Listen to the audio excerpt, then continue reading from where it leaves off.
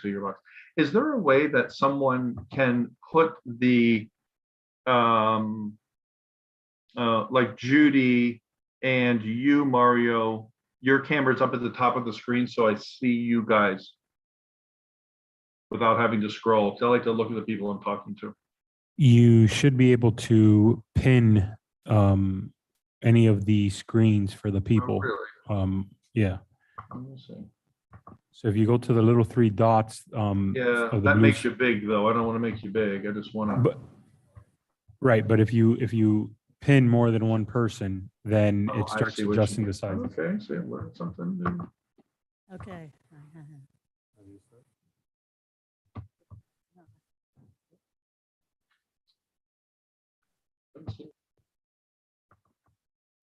It's gonna be a very big crowd. Good evening, everybody. This is our regular commission meeting, Tuesday, July 12th. Shante, would you please call the roll? Mayor O'Happen, Here. Vice Mayor Samaria. He's here, but he's in the restroom, I believe. Commissioner Gonzalez, Commissioner Hammelberg, Here. Commissioner Kennedy.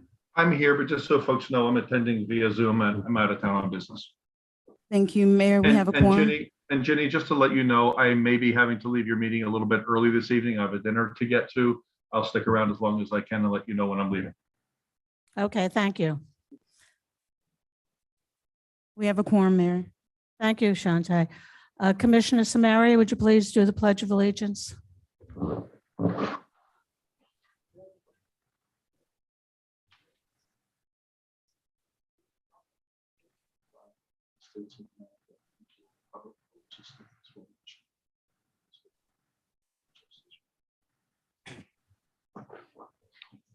Thank you. Are there any additions or deletions or withdrawals to the agenda?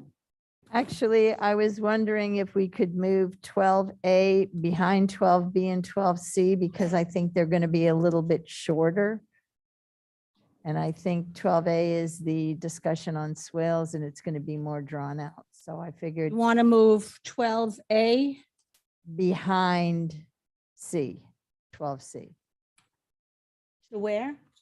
behind 12C. Oh, okay. So that we do 12B and 12C first. I think they're going to be shorter and we might as well knock them off and not get dragged down by swales. Okay, are there any other additions, changes, deletions? I do if no one else does. Jenny, I'm sorry? there. Yeah, actually, Judy, I was going to ask if we can move 12A to August because it's a very big topic and it's very important. And I would appreciate being able to be there for the whole thing. And I'm afraid at that point is when I may need to step Okay. out. So if we can move it to August, it's too big to Okay, try so to we'll rush leave, through it. we'll leave 12A where it is. Well, can we just leave it for a discussion item? Well, that's all it is tonight anyway, is a discussion. Right, so let's leave it for a discussion item. I'm not sure about August for me, so Yeah, I'd rather leave it for a discussion item. We just won't do any resolution on it. the problem is that it's been on the agenda now for I don't know how many months. And we just keep moving it and moving it and moving it. We need to at least talk about it and then we can see where we go from there, guys. Okay, so can we leave it then in the position that it is, Judy? Do you mind? Because I'd like to be there for that. For the other items, just so you're aware, Jenny, I wrote up comments on 12B, C, and the items under 13 in case I do have to leave the meeting. I wrote very short comments that I asked Shante to read in the record when you guys get to those discussions because I knew nothing would be discussed on them tonight. I'm sorry, I knew nothing would be decided on them tonight necessarily. So You I want- did. You want to do comments on 12D? No, I just submitted them, so you have them. So if we could keep, Oh, okay. what I'm saying is if you could just keep 12A where it is, let's try to No get problem. through that. And then 13C as in Charlie is my item that's on there, and it's about codifying windows and door languages.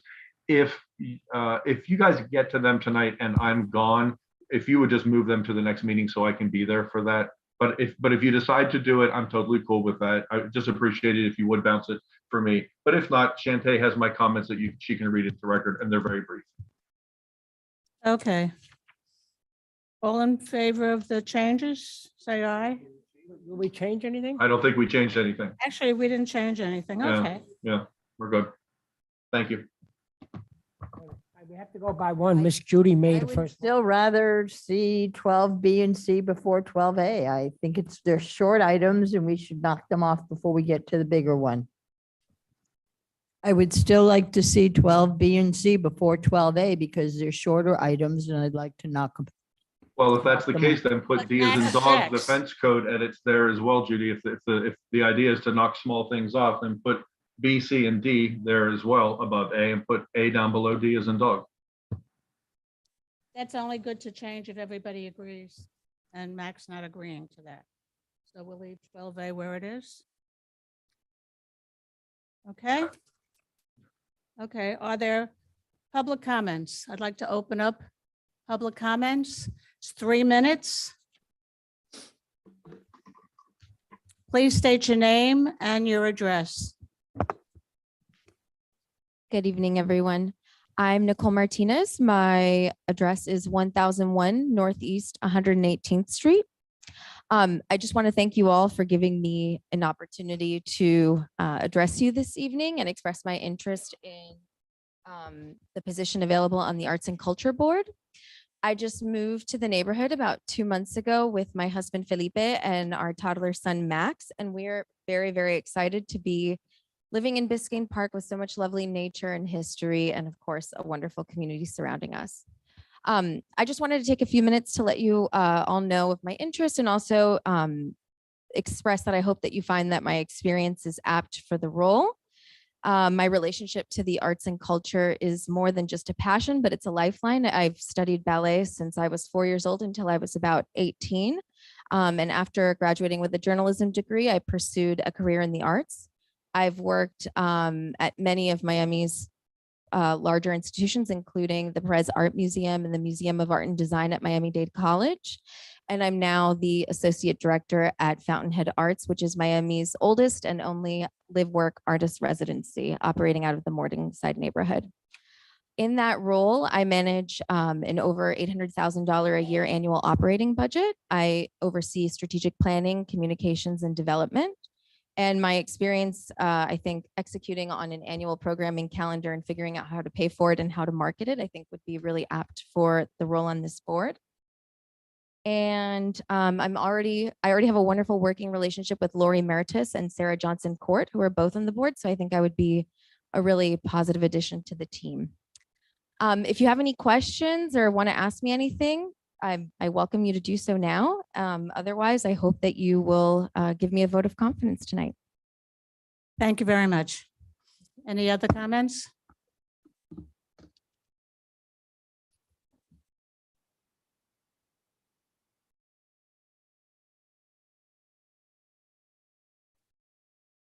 Hi, good evening. My name is Antoinette Roman. I live at 11801 Northeast 11th Place. And I've been living in this area since January of this year. I am interested in the sustainability board. I am currently a mom of a 19-year-old daughter. And prior to movement to Biscayne Park, I was living in Miami Beach. And I'm part of a committee specifically for sustainability. So I'd like to bring some of those ideas and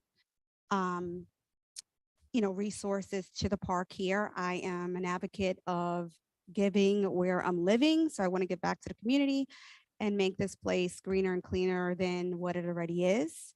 So I hope that I could have your votes this evening. Thank you so much for your time and I appreciate it. Thank you.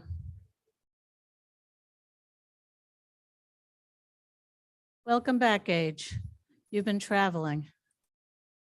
Hi, good evening, everyone. Gage Hartung, 1029 114th Street. Just want to touch on the agenda items, a couple things that caught my attention. I know the ethics training has come up, and I'm just concerned about it being a burden on the volunteer board members for the village. The way I was reading the ordinance is that we have to attend of actual with a live teacher yearly trainings. This is something I can see requiring trainings that when we first join, and even but I just feel that I just want you to please be conscious of the fact that we're volunteers. We spend a lot of time already with the village, giving our time and energy, and please don't make it burdensome for us to do something like the code trainings on an annual basis. The other thing too is I'm not really big on studied on the budget, but I was just reading the franchise fee and the stuff with the Great Waste. And if I understand it correctly, we're going to give them a 4.6% increase. We're eliminating 11% chance franchise fee, and then we're going to give them a 5% fuel charge. That's like 21% in the first year, if I'm reading it correctly. And again, I'm not an expert. It's just from my reading it, I'm like, it's kind of, maybe I'm understanding it incorrectly, but just wanted to bring that up. But the other thing too is it sounds really nice waiving solar panel fees and permit fees for permeable driveways. But somebody has to inspect it. So we're paying that inspector those fees. So it's going to become a burden on the village for those things. So hopefully if those are something that you're really considering, please consider covering the cost of our village employees for doing so. Other thing too is codifying styles and colors of windows. If that is it's something that we've dealt with all along on the P&Z, but if you want to codify it, that's fine too. And then also we do consider walkways and sidewalks part of the driveway. So when you are applying for a driveway or any other walkway, it's the same language. So I don't think it has to be included. If you wanted to come in and put a sidewalk in, you'd have to go through the same process as a driveway. And we've never really had an issue with colors. So I just wanted to give those comments. Thank you. I'm not going to stay because I had a P&Z last night, but I wanted to just say hi. So thank you. Thank you. Alexander?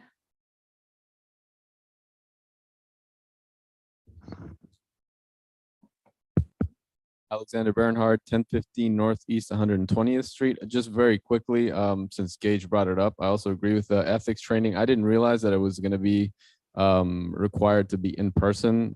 That definitely might, be difficult for people to attend. And since it's like only offered limited times for the year, so if there's a way to do it online or Zoom or anything like that, I think that would be ideal. Thanks. Thank you. Are there any other comments? Yes, ma'am. We have 3 hands raised on Zoom. The first on my list is Mike Stowski. I'm asking to unmute. Yeah, you're right. Mike Stosky at 1200 Northeast 121st Street. I just want to say there was an incident last month between code enforcement and a resident, and stuff like this should never happen. And I'm just looking out for your code enforcement. I feel that they need some kind of body camera with them at all times, and they need some kind of life alert thing in case if some kind of danger happens to them and they can't get access to a telephone or anything to get in touch with 911. So if you guys could pass something so they can have that kind of safety, that would be great. Thanks. Thank you. Thank you.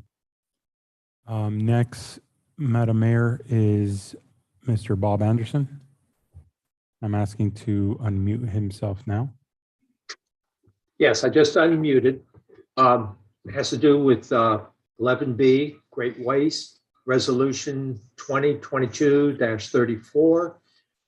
It looks like they're asking for a 4.6 increase in the cost. Also, waiving the franchise fees, that's another 11%. Now, is that supposed to cover the cost of fuel, that 11%? If it does, if the cost of fuel goes down over that next year, do we get to go ahead and be putting a franchise fee back on? Or is this just more of a profit for them? because the full cost of the trash and garbage should be completely covered in the sanitation fund, not out of the village direct funds. On 12A, this discussion on swale parking. What about, I don't hear anything about parking on the medians except for you can't do it. So the medians have to be paid for the maintenance out of the village's funds. The swales, the medians, the swales, the maintenance has to be paid out of the homeowners. So if you can go ahead and allow parking on the swales, but not on the medians, I think that's very, very unfair to the residents. On the 12C, the walkways, they have the same color. I have a problem with that because somebody puts in an asphalt driveway. Are you saying you want to have a black sidewalk or walkway? What about gravel? People there's a lot of gravels. Are you saying those people have to paint their walkways white? I think that it needs to be thought about before this all is brought up. On the 13A and 13B, which has already been brought up before, those two, there is certain fees to all of this. The cost of doing this needs to be known for the number of permits per year, the average amount. The village still has to be paying for staff's time, the inspector's time, the county fees, and other fees. What is the approximate cost of all of this before you even get into a discussion? Because how are you going to be discussing when you don't know what the cost is coming out of the village's budget? Thank you. Thank you. Yes, Mayor. We have Miss Janie Anderson as well. Thank you. Janie Anderson, 11th Place and 119th Street. Every year, I think it's really unfortunate that you have to end up setting the maximum millage rate before you've even had the first budget workshop. It's especially tough this year because it's an election year and anybody running again is going to want to campaign saying they lowered taxes. But I would ask you guys, please don't tie your hands at this point. You don't want to run the risk of coming up short. And until you start parsing that budget, you don't know where things stand in terms of expenses and in terms of things, probably the big three things people want funded: road repair, drainage, and medians. And in reality, when people start to see progress in those areas, you're going to get a lot less pushback in terms of taxes because it's really more about what do we get for what we pay than it is that bottom line. And that bottom line, I think people need to be reminded, and in some cases, it's a very big bottom line, but it's only a fraction, roughly a third, give or take, that comes back to the village. The majority goes to the county, the school board, and the water management district.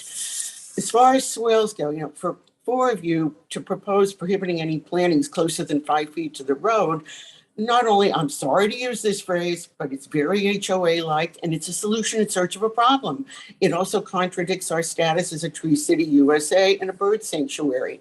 It's our lush foliage that is one of our attractive elements bringing people to our village. You talk a lot about it being safety, but when you allow swale parking, and it's not 5 feet back, and many swales are 100% developed, which means they can be 100% full of cars, it's a whole lot safer to step off the road into some plants or in between trees than into cars and trucks. And if you go through with this, you're essentially requiring every property owner to actually encourage more swale parking because it's public property, which can damage the areas that they're responsible for. But yet, like Bob mentioned, you can't park on the medians. And that's bad enough on interior lots. But if you're a corner lot and you have, it's for some of us, 3 street frontages, I could have people parked in the back, the side, the front of my property, and across my driveway approaches because they go over swales. And please don't tell me that won't ever happen, because prior to my putting in some plants and trees, something very similar happened on at least 2 or 3 occasions. So you've got to gear yourselves toward what's the worst case scenario and think about that when you're crafting an ordinance, because somebody will think about that and do it. Now, the need for an excessive amount of parking is a rare occasion. The need for plants, trees, and foliage if for no other reason than to help protect our swales, because we can't use the spikes and the dome markers are useless. That's a constant. Thanks. Thank you. Anybody else for public comments?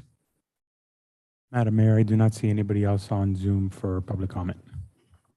Okay. Public comments are over. Are there any replies, commissioner replies to the public comments? I see that our two people who spoke about ethics have already made contact with our ethics, Mr. Thompson, who's here tonight at our meeting. Anybody have any comments?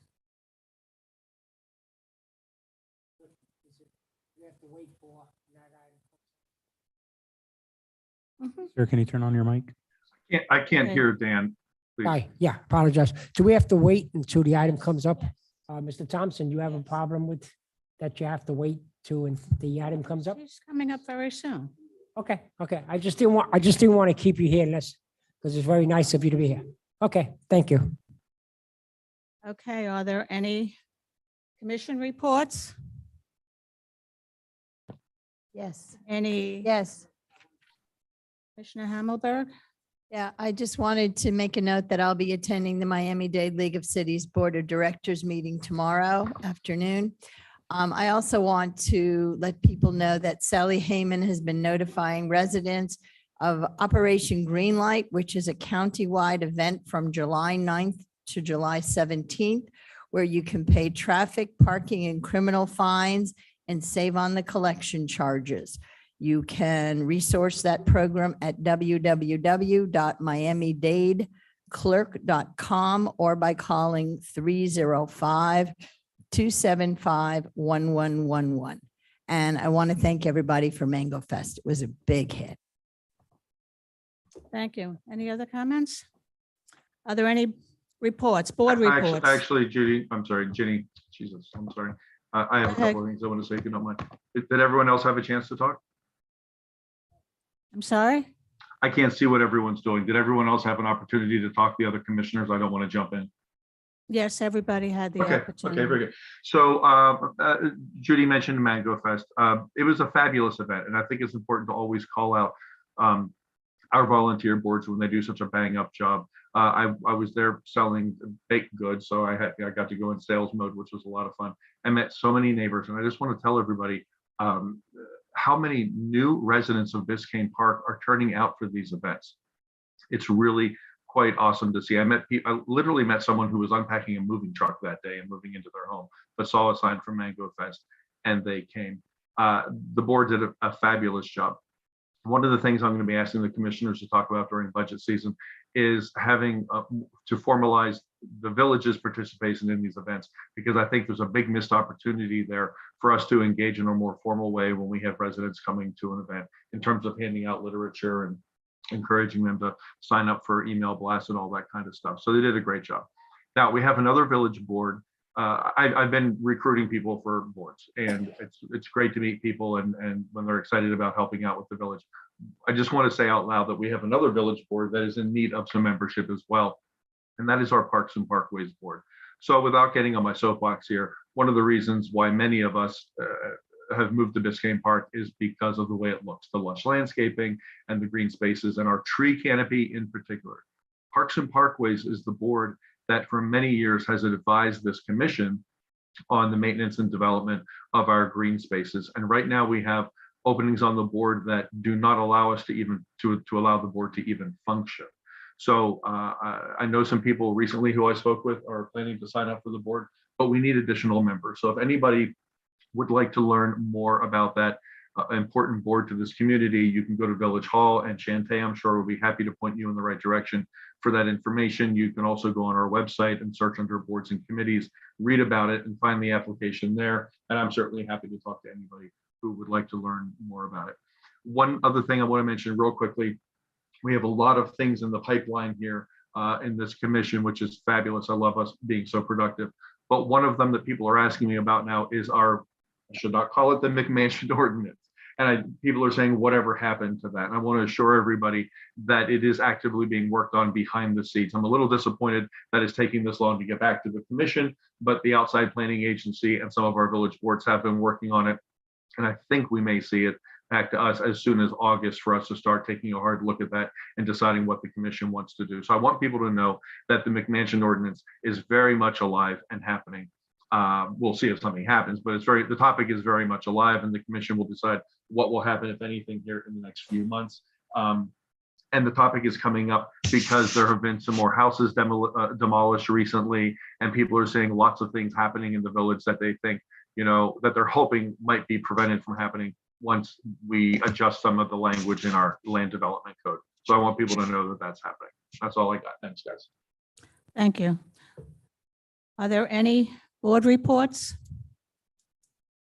Raise your hand, or Alexander, you have a board report?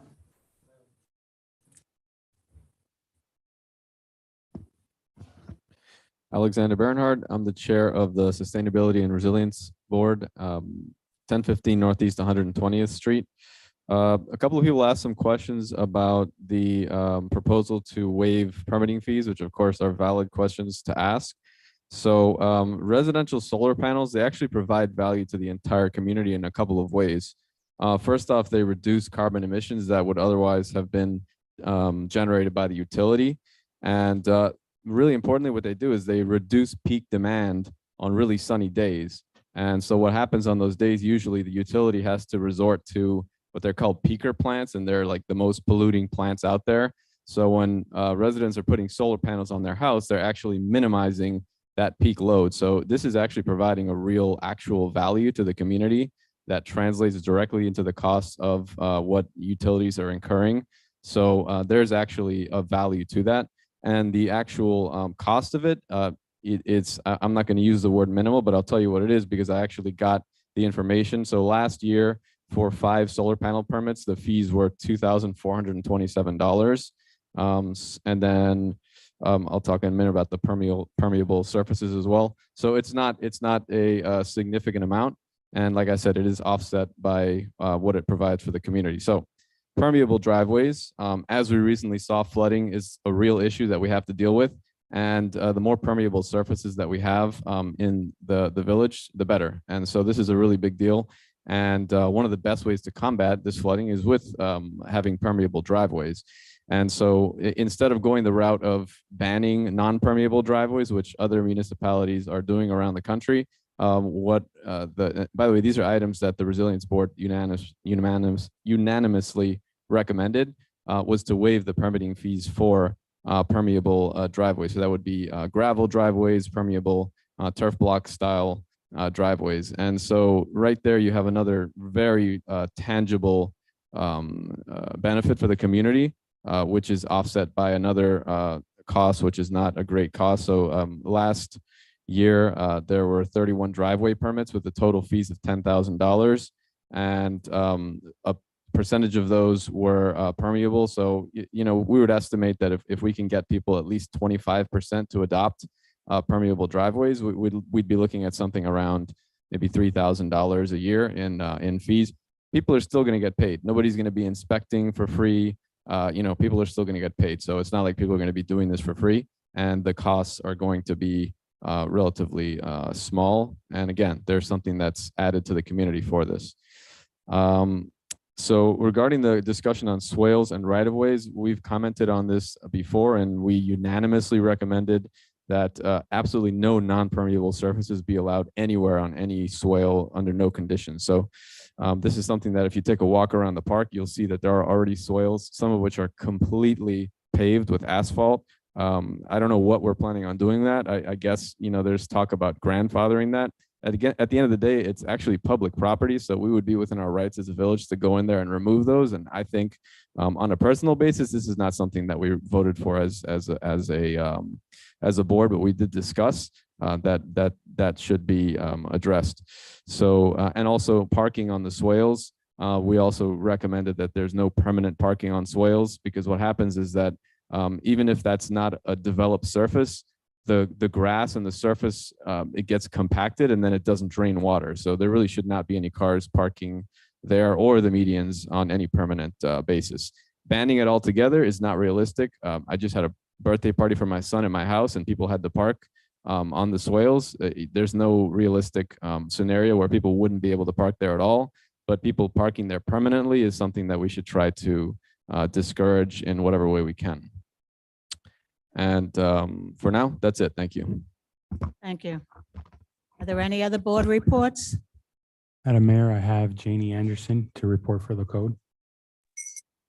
Thank you, Janie Anderson, Code Board Chair. Just real quick, I wanted to bring the commission up to speed that we heard the 121st Street property at our last meeting.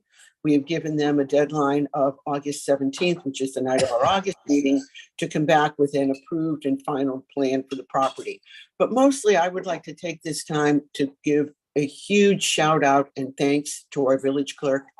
Shante has been amazing, so helpful to our board, proactive, gracious, having to run our Zoom meetings under, let's just say, some slightly trying circumstances, and always the epitome of professionalism. So that's my big thing, is to thank her very much. We are so lucky to have her. Thanks. Are there any other board reports? Madam Mayor, I see none. Okay. We will go on to the consent agenda. Can I have a motion? I'd like to make a motion to approve the consent agenda. Okay, Vice Mayor Samaria made the motion, and I need a second. I'll second it. Commissioner Hammelberg. All in favor, say aye. Aye. Aye. Any opposed? Okay, ordinance 10A 2022-06. Then the board ethics training requirement. Ed? Thank you, Mayor. An ordinance of the Village Commission of the Village of Biscayne Park, Florida, amending Article 3, Commissions, Boards, and Committees of Chapter 2, Administration of the Code of Ordinances of the Village of Biscayne Park, to include a requirement that all members of appointed boards and committees of the village complete annual ethics training, providing for enforcement and penalties, providing for severability, and providing for an effective date. And this is second reading. Thank you. Is there any public comments? Madam Mayor, I see none on Zoom. None on Zoom? Okay, can I have a motion, please? And a second to approve that? I'll make a motion to discuss it. Well, it's the same thing. Okay, I'll make a motion, yeah, I'm making a motion. To discuss, yeah. Commissioner Hammelberg. and I'll second. Discussion is after the motion and the second. Okay, I'll second it. And you, okay. Seconded by Vice Mayor Samaria. Madam Mayor, if I may introduce the item, I'm sorry? if I can introduce the item. Please. Yes, please, Joe. Commissioner Gonzalez had asked several months ago with regards to developing a policy or a code in which the advisory board would also receive ethics training as the commission does. After speaking with the Miami-Dade Ethics Commission, the attorney and I were able to kind of put down a program that we thought would meet the request that the commissioner had and still be fair. Just to clarify some of the comments that were made, Miami-Dade County Ethics Commission does provide Zoom trainings, although they don't have pre-recorded trainings as of right now. So it does not have to be in person. We are lucky tonight to have Mr. Thompson here, who's gracious in case anybody wanted to ask him any direct questions from the commission with regards to how it would work. Essentially, they have a Zoom training every other month, and they will provide us with the information where board members can go in and register themselves. They will track who from Biscayne Park attends, and then they'll let our clerk know who's completed those trainings. Again, it can be through Zoom. They can do them in person if they're being offered. But we think this is the easiest way for Zoom would be the easiest way for everybody to do.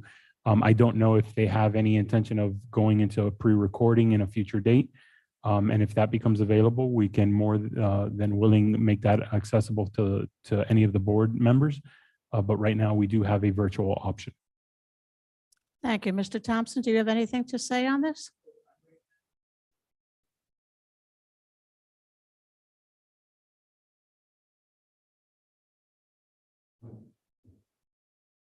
On behalf of Jose Arroyo, who is the director, let me say this. We will do whatever you need us to do to make this work. We used to have people come downtown, try to find the cheap parking. And if we ask people to come downtown now for advisory board training, we're not going to get many folks. We do virtual Zoom training every month on the third Wednesday. We do 1 month, 8 o'clock. The next month we do 12 o'clock. If you decide that you need something in particular for your municipality, we'll make it happen. We try to accommodate the municipality to the greatest extent possible. So it won't impact your budget. I will come out here or I will get on a Zoom to do whatever you need to do. And that's that simple. So the whole idea is to make it easier for you, not more difficult. And I have the responsibility for 105 county boards, plus all the boards in every municipality, plus that process. So we'll make it work. Let us take you don't have to worry about it. Let us know, we'll get you done. Mr. Thompson, may I ask you a question? Thank you very much, Mr. Thompson. May I ask some questions? You're familiar with other municipalities and how their boards handle ethics training. Can you give us some examples of, based on what you hear that we're trying to do, is this something that is happening in other communities as well? Yes. One of the greatest examples, I use it. City of Miami has a quarterly advisory board setting where they bring in all the advisory board members that may need it, and they bring in employees as well. They do it on a quarterly basis. They put the calendar out for the entire year. And as a matter of fact, we do those via Zoom, unless you insist or ask us to come in person. A lot of the other municipalities, if they say, Mr. Thompson, can you come out?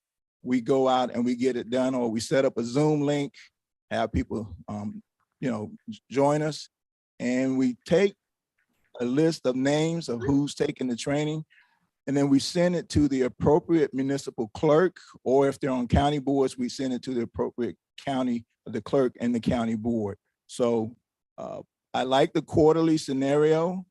As you get new members, you're going to need them to take the training. And if you have something that you need it right away, listen, I don't mind working. I like what I do. So. Okay. All right. Can I ask a question? Yes, ma'am. We have our boards are all volunteer, and they put in lots and lots of hours. I'm looking at Gage, planning and zoning, and I've been here since '96, and he's probably been on the board since before then. He's been to many of these trainings for, I understand, 4 hours for somebody who's new. Is there a way to do a shortened version for the people who've had multiple? I can assure you, none of the advisory board trainings that we do are 4 hours. That's for elected officials that deal with the state. What we do, and I say this to folks, they get a better deal now than they did before. It used to be an hour and a half. When we do it via Zoom, I asked all the participants to hold their questions until the end of the session. We ask for the hour and a half in case we have a lot of questions, but I can assure you, most of the briefings are done within an hour plus time for question and answers. And if there's some specific scenarios, I always ask the person to send me an email and I will direct it to the right person in the organization. So the whole idea is not to tie up the volunteers' time for 2 hours and 2.5 hours, because they don't want to do it. The difference is you don't have to come downtown, and we will work with them to get it done. Okay, so there's no 4 hours. I don't do 4 hour briefings for sure. Okay, I think that's been the big concern for our groups is that they, they may have 2 meetings a month and they might be 5-6 hour meetings, and then to think about having to do this on top of it. So it would be, It will be fun and yeah, informal, for an and hour, they would an hour and a learn half from to it. 2 hours. That's, not I 2 think that's hours. okay. I think you covered this, Mr. How important is the ethics training? What's the benefits to having it? Well, if you're asking me, I could probably jokingly say job security, but that's not what it's really about. For me, a lot of what people don't realize, when you go from private citizen to board member, the rules change. It's very, very important. We talk about sunshine law. We talk about public records. We talk about those things like voting conflicts, and we make it clear. When I brief, I don't want to just tell you what the rules are. I want to give you theory, and then I want to give you some example of why it's important. So we say to folk, get it done before some other newspaper gets it, because they never get all pieces of the pie, but it's very important. And then it protects the organization. It protects not only the commissioners, but the board members. We've had board members that deny public records to other citizens, and City of Venice is a prime example. They were fined $1.4 million because they violated sunshine law, and then they violated public records. So it's important, and it saves you money, and it saves you litigation. Thank you. Are there any other? Ginny, if I'm, yeah, I have some questions and comments. But we do need to open this up to public comment, and I was wondering if we should have done that before this. But since Mr. Thompson's answering questions, Mr. Thompson, this is Matt Kennedy. I'm one of the commissioners who's attending by Zoom this evening. Yes, sir. I have a quick question for you. Before COVID, was ethics providing these trainings via Zoom, or is that something that came up since COVID? We were doing everything in person, or folk had to come downtown to our office. And now you're doing Zoom. At the beginning of COVID, we went to Zoom. We set up a process. The dates are on the system for the entire year.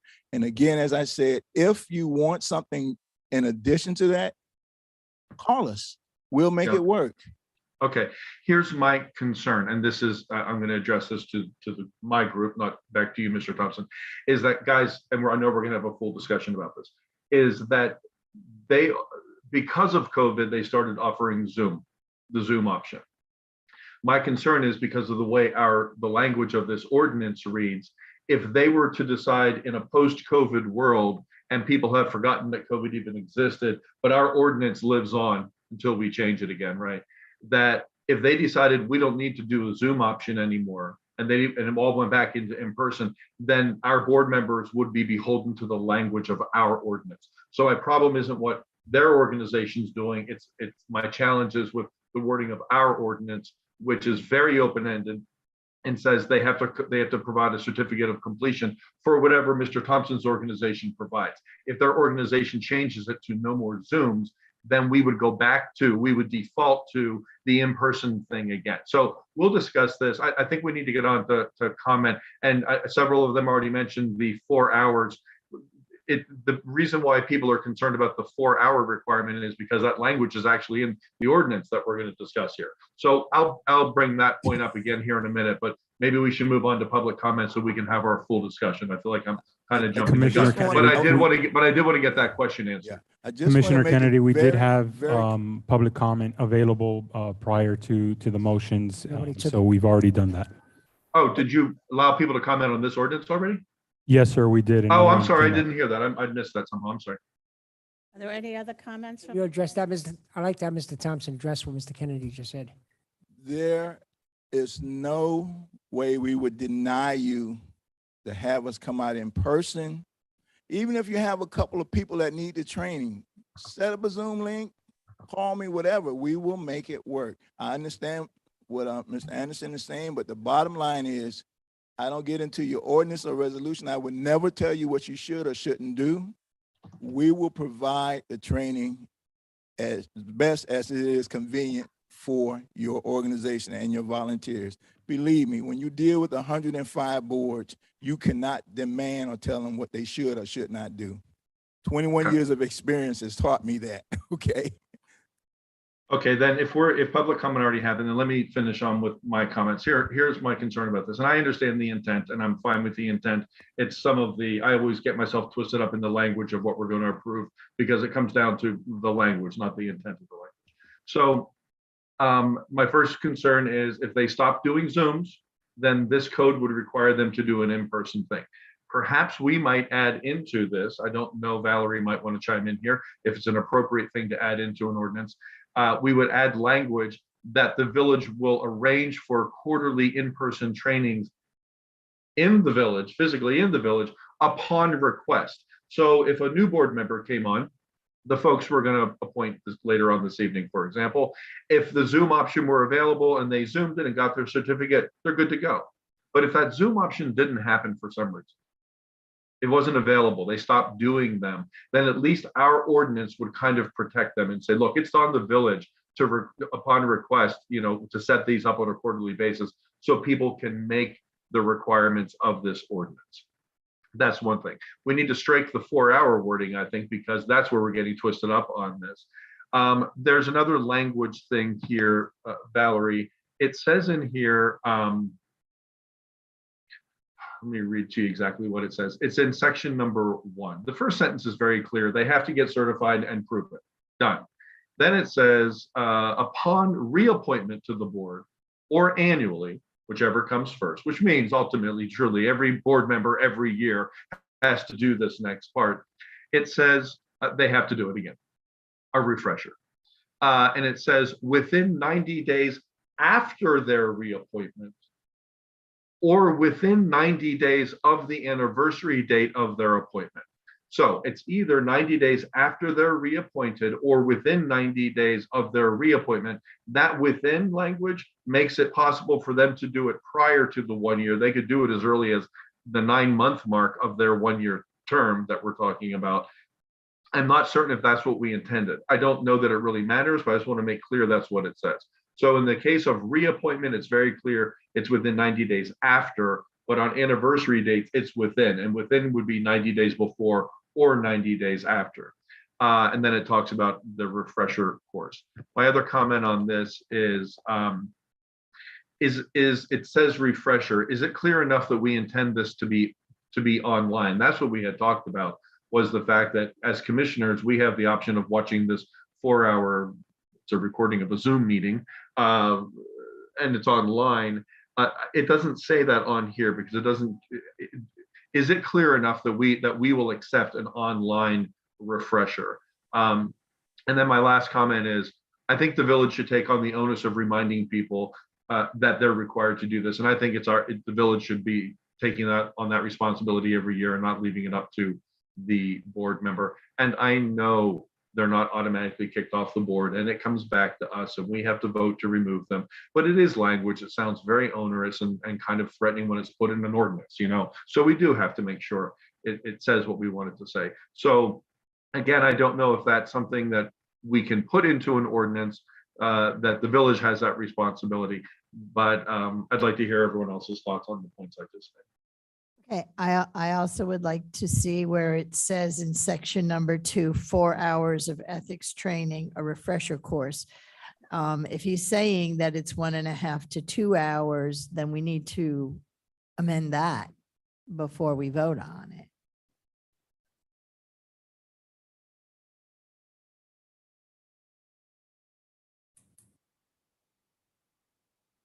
I don't know why we have to change it. It's 1.5 to 2 hours for the board. The commissioners are 4 hours. So But 4 But it hours. says 4. It says, Four in the it audience. says on the ordinance 4 hours. Wow. You can just make an amendment, Well, then Commissioner. Motion, can we? I would like to to- definitely. Yeah, but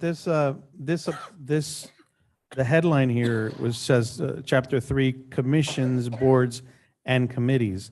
So this includes us, this particular, does it not? It I doesn't? think this is only for boards. This isn't ours. Ours is in a separate section. So then why does it say commissions? boards and committees. That's chapter 3 covers commissions, boards and committees. All of that is contained within chapter 3. But then when you go through the sections, different sections and subsections apply to different things. Okay. Am I correct, Valerie? I'm sorry, was Valerie? That's That- the way it's currently in the code.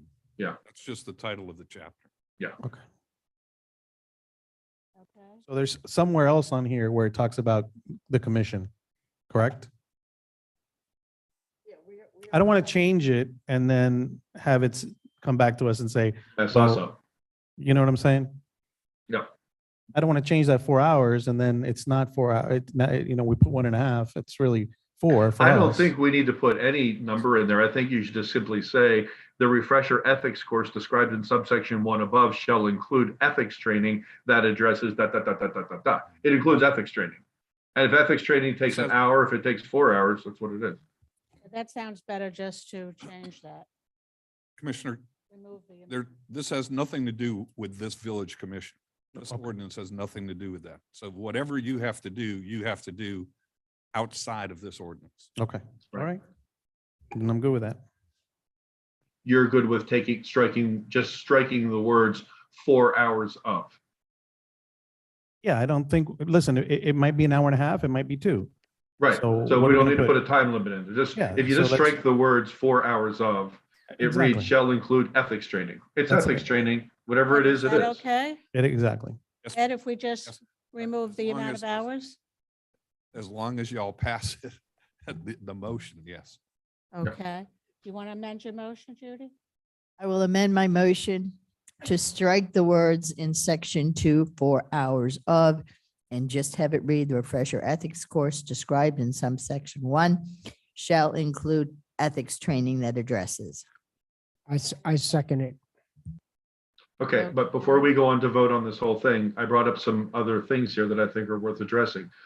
Can we, that's a question to Valerie, and should we, that's a question to the commission, add language in here that the village will set up quarterly trainings in the village upon request of board members so that we take care of that. Mr. Thompson just told us they'll come do it. Well, then let's put it in there and say, we'll set it up. And you can either, if Zoom is available, when someone's on a board, great, if they choose to, or we'll set it up. You I just think simply that add. Mr. Thompson said that he would, and I know it's been done before you and I I were know. here, Mac. No, it was done while I was here. I was on a board and did it. So, Okay. yeah, so, I just think we need to take on that responsibility. I don't think we need to micromanage it. I don't think we need that. Okay, look, I know you guys love to throw around the word micromanage. And I know people like to throw around the word micromanage, but when you're talking about writing codes and ordinances and things, it's not micromanaging to make sure the wording is exactly the way you want it to be. We just changed some wording that was important. So please stop using that buzzword because it sounds cool, because it doesn't really pertain to everything, okay? Does anyone else think we should put that language in there? I'm asking if anyone else thinks that we can include that in the conversation here. No. But I do think the other language about 90 days after and within 90 days of, did you guys read that and do you understand what it says? I just want to make sure you're clear on what it says. It says, We read I like did you the- do, Mac. You Okay, do know how to okay. read. okay, but sometimes I wonder if you do the reading because I'm making sure you're clear on the words on the paper. It says 90 days after reappointment, and then it says within 90 days of anniversary. That means they could do it prior or after. Are you guys okay with that? I'm not saying it's a bad thing. I'm just saying I want to make sure you're all clear. Does anybody have a problem with the wording? Okay, I don't- okay, well, make sure you I understand don't it. see any Okay. response. Okay, Okay, motion was amended by Commissioner Hammelberg. It was amended for the second by Vice Mayor Samaria. All in favor, say aye. Oh, no, this is a roll call. I'm sorry. You want to call the roll, please? Mayor O'Happen, Yes. Vice Mayor Samaria, Yes. Commissioner Gonzalez, Yes. Commissioner Hammelberg, Yes. Commissioner Kennedy. yes. Ordinance number 2022-06 passes 5-0. Second reading. Thank you. Resolution 2022-33, tentative millage rate. Ed? Thank you, Mayor. A resolution of the Village Commission of the Village of Biscayne Park, Florida, establishing a tentative millage rate of 9.7000 mils per $1,000 of taxable assessed value for fiscal year 2022-2023, which is 16.99% more than the rollback rate of 8.2914, establishing the date, time, and place for the first and second public budget hearings as required by law, directing the village clerk and finance manager to file said resolution with the property appraiser and tax collector of Miami-Dade County pursuant to the requirements of Florida statutes and the rules and regulations of the Department of Revenue of the state of Florida, providing for severability, providing for an effective date. Thank you, Ed. Can I have a motion? Make a motion to accept. Commissioner Hammelberg makes motion and the second by I'll second it. Commissioner Gonzalez. Any discussion? I do, but I'll let the other folks go. Well, this is the same thing every year, right? We talk about this, and just to clarify for residents that may not understand, this is not a fixed rate. This is our initial rate that we have to lock in. And then once we go through the budgetary process, then we can discuss whether or not we keep it at 9.7 or we can actually drop the millage rate. Is that correct, Mr. Manager? Correct, Commissioner Gonzalez. This is essentially what we call the cap, where when developing the budget, we cannot go over for the millage. However, we can always be under. We begin the budget process realistically with more finite numbers after July 1st, because that is the date in which the county provides the village with the estimate for revenue. So prior to that, we can start putting our numbers together and start organizing, but there's not much that we can start putting pen to paper. Additionally, we need to have this sent over to the county before August 4th. So we don't want to wait until the end of July in case something happens, which is why we try to do it at the July commission meeting or sooner if we have the numbers from the county. And that's why it's in front of you today. Okay.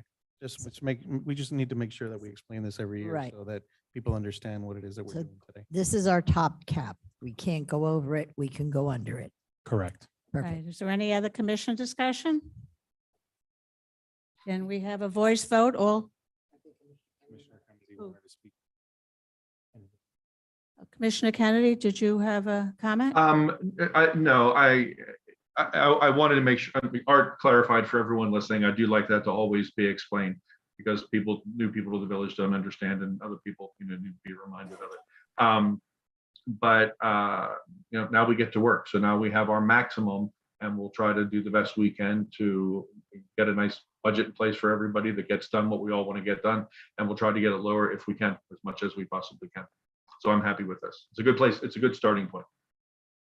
Voice vote, all in favor, say aye. Aye. Aye. Aye. Any opposed? Do we have to do a roll call? I'm sorry? It's a resolution. All right. Okay. Resolution passed. Resolution 2022-34, Great Waste Contract Amendment. Ed? A resolution of the Village Commission of the Village of Biscayne Park, Florida, approving a First Amendment to the agreement with Great Waste and Recycling Services LLC, providing for an increase in rates, providing for the addition of equitable adjustment terms in the agreement, providing for waiver of the franchise fee for fiscal year 2023, authorizing the village manager to execute said amendment, providing for incorporation of recitals, providing for an effective date. Thank you. I'd like a motion for this. I'll make a motion. Commissioner Hammelberg made the motion and seconded by I'll second. Commissioner Gonzalez. Madam Mayor, if I may. Commissioners, Mario, you can speak first. Sure. I wanted to clarify a couple things because there seems to be a little bit of confusion. The contractor requested a rate increase, which would be for the CPI which according to the US Treasury and Labor Statistics and for garbage, it was between April and April was 4.6. They've also requested a increase that's not listed in the contract, which is for fuel. After taking a look at their requests, speaking with legal, seeing what others, in June, I brought it to the commission and we had a discussion in which the way that the commission felt comfortable with providing a fuel increase because it went from, I think it was three something, and it's almost doubled within that year, would be a quarterly review of what the diesel costs would be. And if it falls below a certain threshold, then they would not be receiving the fuel surcharge. Now, we will definitely do that. However, we can't plan on a quarterly basis for budgetary reasons. So what we end up doing is we budget for the whole year. If they don't get it, that's fine. Now, so that's the rate increase. When doing that, I was able to negotiate that fuel surcharge request down because I wanted to keep the rate in which residents pay as flat as possible. And on June 22nd, in the special meeting, the commission voted to keep the sanitation fund rate flat. So there's no increase and there's no decrease on that. However, we still need to pay for that increase should the commission wish to move forward with the increases that the contractor is requesting. We would still need to pay for that. The way that, after speaking with Paul, that he recommended in the June commission meeting, that was the cleanest way to do for accounting, was to waive the franchise fee, which comes out to about $100,000, which is about the same as what the rate increase would be. And so, although there are three things that we're doing in this resolution on the contract amendments, it's not a double dipping feature. So they're not getting an increase, and then by waiving the franchise fees, they're getting an additional 10%. So they're not getting a 20% increase. We're just, because the contract never spoke about waiving, we need to amend that contract. So it's just an accounting method to be able to pay for that rate increase.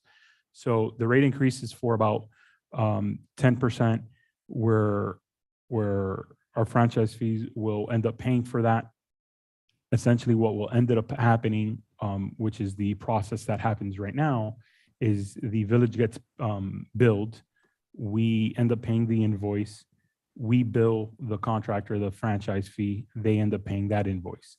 So once the contract is amended, we would receive the bill. We would pay that. We would not send them an invoice. That's the process. We're not adding an additional 10%. It's not a 20% increase, but the way that the contract is structured and working with legal, we still needed to amend. So we have 3 amendments, but it is not doing a 20% increase. Thank you. Are there any other questions or comments from commissioners? Yeah, I have some questions, Jim. I can't see who's asking there. If you want to let the other folks go first. Okay, just to tell you, Mac, I'm not ignoring you. I don't have the individuals on my screen. We can't get it up, so that's. Yeah, I know. That's okay. That's why Mario. That's why I just kind of like let you know I have a question, but I'll defer to the other folks first because they're in the room. So Mario, just to be clear, so the CPI is 4.6%, right? And then we're waiving the 11%. Yeah, fuels like at if you come down to it, it's like 5 point something. When you look at the dollar wise, it comes down to about $100,000 on both sides. Now, if the cost of diesel decreases, then and we don't pay them on a quarterly, then obviously they're not going to get that fuel increase. So it's all going to depend on that area. So again, it's more on the accounting side when we go through that. But does that answer the question? What do you mean it's on the accounting side? So to pay for the increase, we're waiving the franchise fee. If there's no fuel increase, for example, then there's no because it doesn't qualify because the cost dropped. Well, it has been dropping, but go ahead. It's been dropping, but there's a certain threshold that it has to go below for us to charge. Then once that happens, then we would go and we would they wouldn't receive the surcharge for that fuel.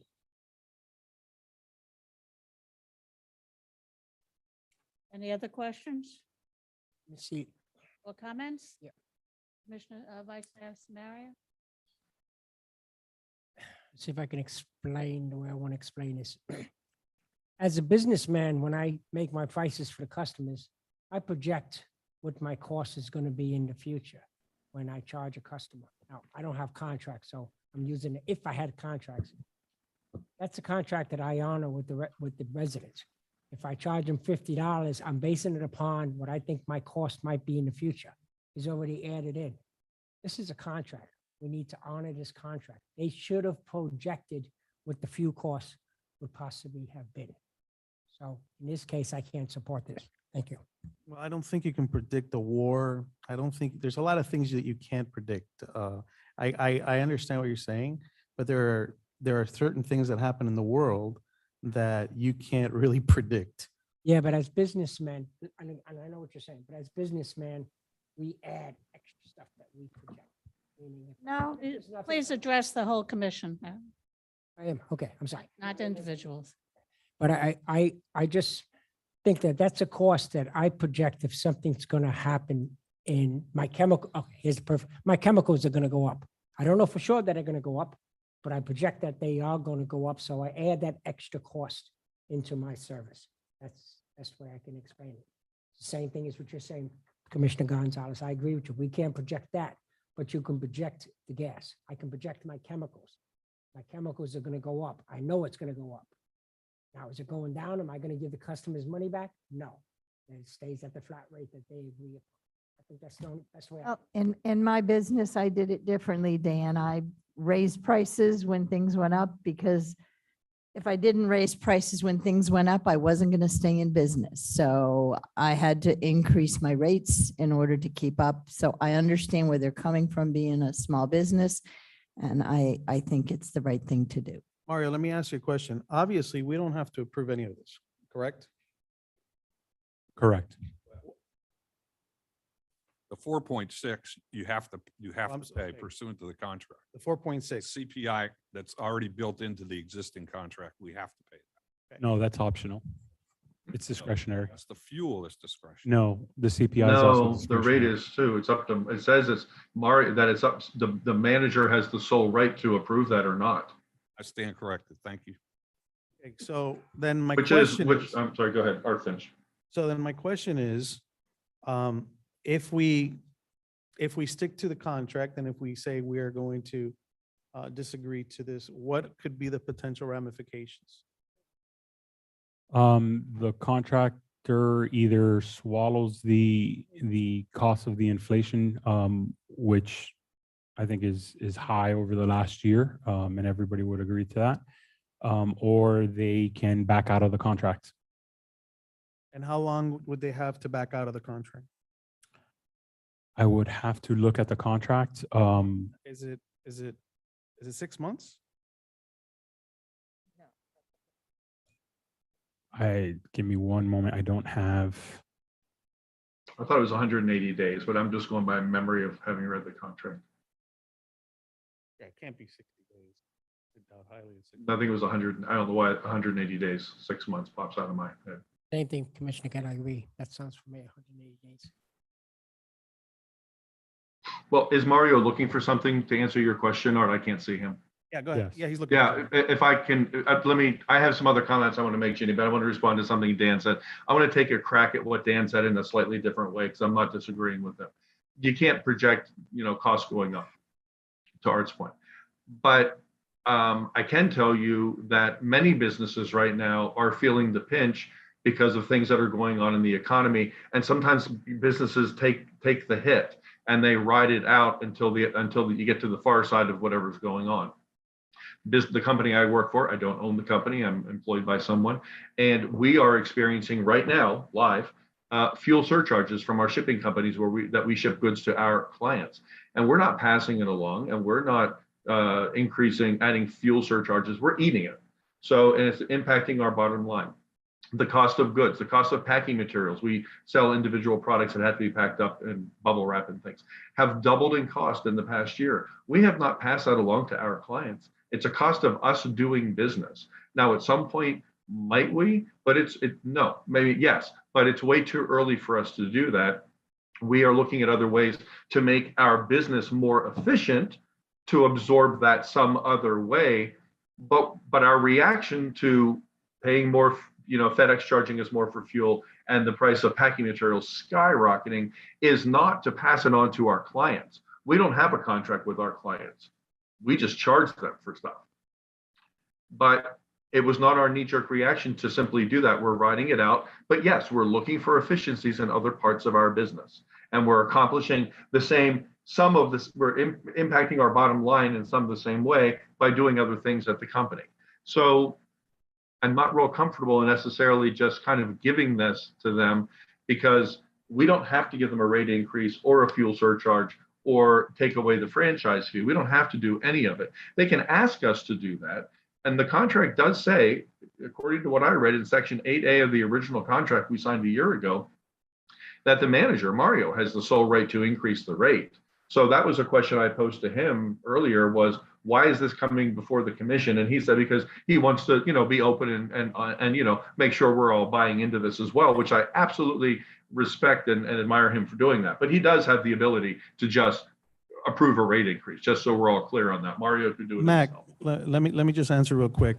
Yeah. To something that you said. So you and I appreciate, the nature of your business and how you guys are doing this to your client, or not passing this along to your clients.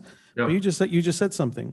Your distributors, the people that ship your things are charging you more, and you're eating it, right? Yeah. Yeah. Well, there are people that are charging more. It's not unheard of, and it's I know. not out of the realm of reality, right? Airlines are charging more. Yep. My business charges more.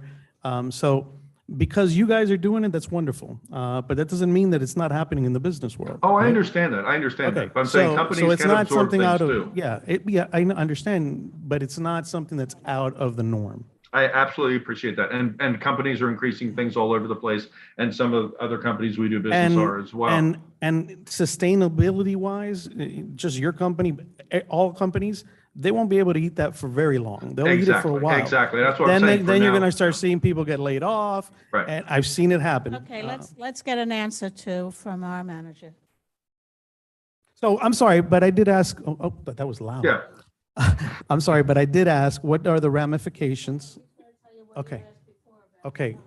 No, the ramifications of not doing this increase. Right. Contract does not expressly provide them a termination for convenience clause. The village is the one that has the unilateral right to terminate for convenience. Having said that, they could always terminate it, which would be a breach of the contract. Yeah. But in order to enforce that, the village would have to sue them. Yeah. Yeah. Valerie explained this to us the first time we had this conversation. Or So, they can also end up reducing amount of service that they end up providing, right? Or they're not following through as much. So again, it becomes more of an enforcement issue at that point, and we fall into the type of service we had with Waste Pro. Well, hold on. I'm sorry. I have to respond to that. No, they're contractually obligated to a certain level of service. They can't just say, well, then we're only going to pick up one day a week and we're not going to take the recycling. They can't change the level of service. That's in the contract too. They could stop and we would have to enforce it. And again, in order to do that, we would end up suing them. But physically, they could just say, well, then I can't do X amount. Right. And what's the likelihood of that? So that's what we all have to kind of weigh here. Right. Is this vendor really going to just walk from one of their clients in a very public way because we didn't give them what they want? Let's just kind of paint the big picture here. We gave them a contract 1 year ago. 1 year ago, it was last July. So it's been a year. And in that first year, they changed the level of service that they contracted for. Let's all remember that. They changed the level of service, and we agreed to that. I didn't personally agree with it, but the village agreed with that. Okay, remember that. Now they're asking for us to increase the rate and pay them more money for fuel. they didn't ask us to eliminate the franchise fee. That's one way that we're coming up with possibly covering it from an accounting perspective. But that's in the first year of the contract. Valerie, how many years is our contract with them? I forget. Is it 10? I believe it's 7. 7. So if that's year one, guys, year one, and I know some things happened in the world. I get it. That's year one. What's going to happen year 2, year 3, year 4, year 5, year 6, year 7? It just doesn't bode well for a relationship that a vendor with a new client would in year one come and decrease the level of service that they put in their contract when they applied for this job. Remember that. They put together the terms of that contract and then changed it, and we agreed to that. And now they're coming with their handout. I have a problem with that. And here's a question I have for Mario. And I hate to put you on the spot, Mario. I might have asked you this before, so you'd be prepared to answer, but maybe you do know. Great Waste services lots and lots of communities. We're one of them. What are they asking for? What are they requesting from their other clients in this regard? And what are those communities giving them? They're typically asking for an increase of about 20%. And like I said earlier, I negotiated it down to what's in front of you now. So are you saying they asked all of their clients, all of the municipalities they serve, for a 20% increase? The entire industry has gone up. Remember, it's not just a fuel I thing. understand. It's also the labor that goes through, where the majority are not able to retain workers who are going out riding the back welcome of to the my truck as world much and too. stuff. So I get it. I get it. We're all, there's every a lot company's of dealing different with things that too. they're looking at. So yeah, their initial request was close to 20%. I get it. When talking to them and going back, they said, okay, Mario, if you think that it's reasonable on the fuel surcharge to keep the CPI and the fuel surcharge closer to 10% and do this way. They actually are the ones that recommended the, if it falls below a certain threshold. And then that's when I was talking to Valerie, and she said, oh, I did this for another community, not garbage related, but this is similar. And we started talking about language. So falling it below a certain rate for what? For fuel. I thought we brought that up live in a meeting, but at any rate, so what are they getting from other communities, Mark? That's what I'd like to know. I don't know who else they serve, but what are they getting from these other communities? How is everyone else responding? I don't know what's finalized, sir. I can just tell you what the request that they've asked was closer to 20%. Madam Mayor. Yeah, I'd be interested to know what other municipalities are doing, how they're responding to the request for 20%. Not that they're not doing something. I just truly would be curious to know what other people are doing. Are we giving more than other people are giving? Are we being the schnooks that are bending over? I don't know. We don't know. Madam Mayor, the only thing that we're customers, we're their customers. I just feel that if they really wanted this, they should have come and had the representative come in front of this commission to nice. justify what they wanted. That's what I would do if one of my customers questions, if I do raise my fee, which I don't, and I think in business, I better start doing that. But I explain to my customer why I'm raising the fee or why I charge them this amount of money. I think that they should have had the courtesy to have come and sent a representative here. Mario, is this something that we have to agree to tonight?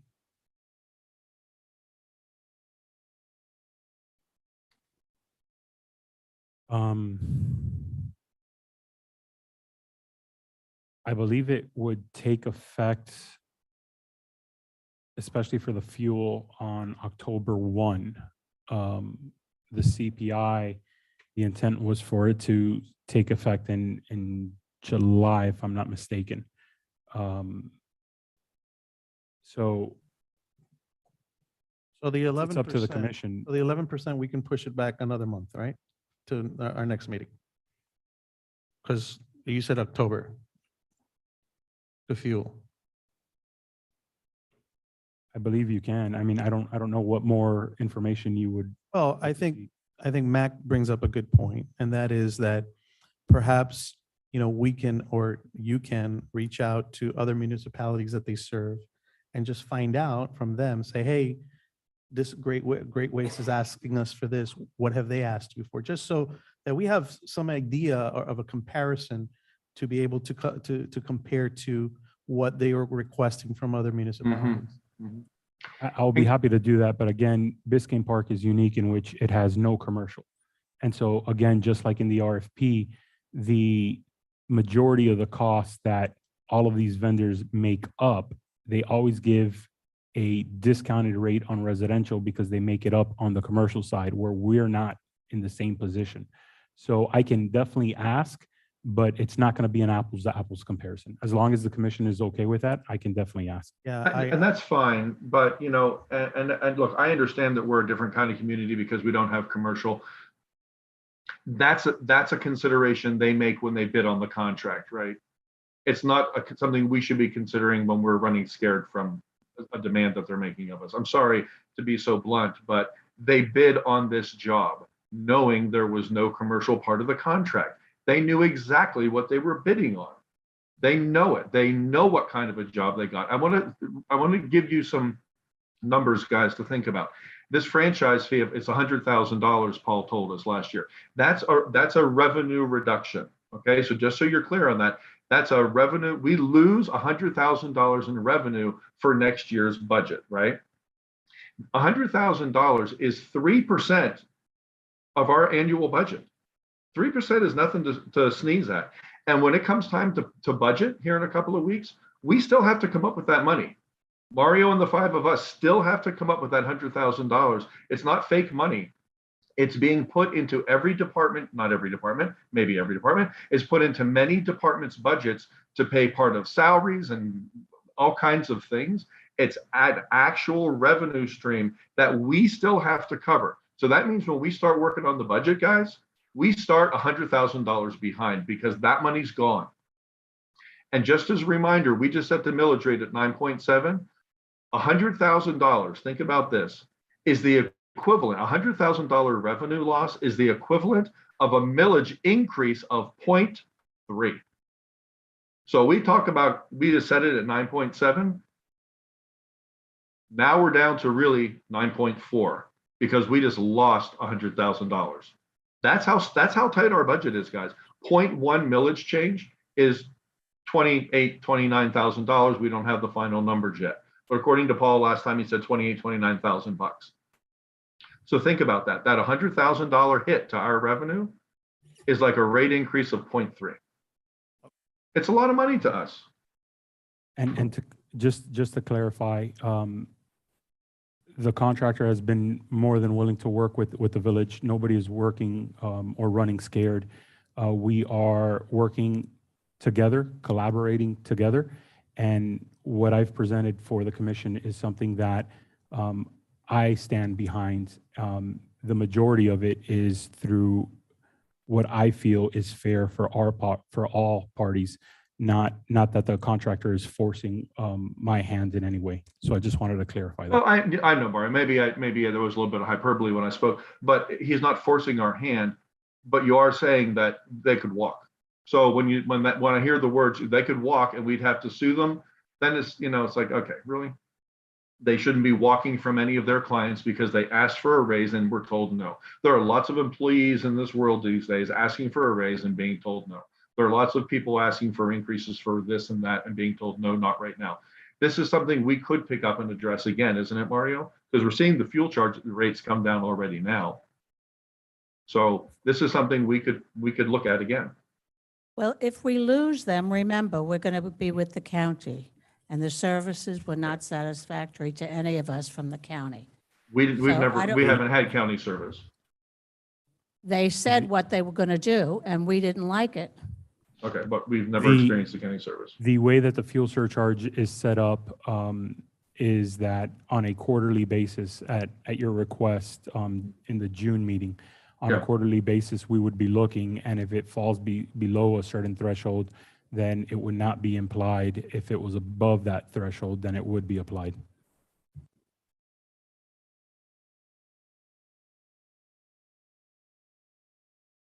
So you tell me, what do you want to do? Any more comments from any of the commissioners? I think we voted. I think we go and vote it. I'm sorry? We're not going to get a total consensus on this one, so I think we should just vote it. Judy's right. Vote for it. Let's call a vote. But before we call the vote, I agree with you. Before we call the vote, if the answer is no, when can we reconsider what, Mario? I think that's what Art asked a minute ago, and I'd like to hear, just to make sure we're all clear on that before we vote. What could we reconsider and when could we do that if we wanted to? Yeah, we could reconsider, well, no. Legal, correct me if I'm wrong, a member from the prevailing side would have to bring it back up for reconsideration if it's voted down. Or we would have a certain time limit to bring back a resolution that was turned down. Correct? So if I understood what you said, Mario, maybe you're asking Valerie a question, but if I understood what you just said, let's pretend we voted right now, it was 3-2 no, and we just said no to everything, and I was one of the people that voted no. At an upcoming meeting, because I was on the winning side of that, I could ask us to reconsider it and have the discussion and vote on it again. Is that That correct? is my understanding, but I'm legal's conferring with I thought that themselves. was only for 30 days or something.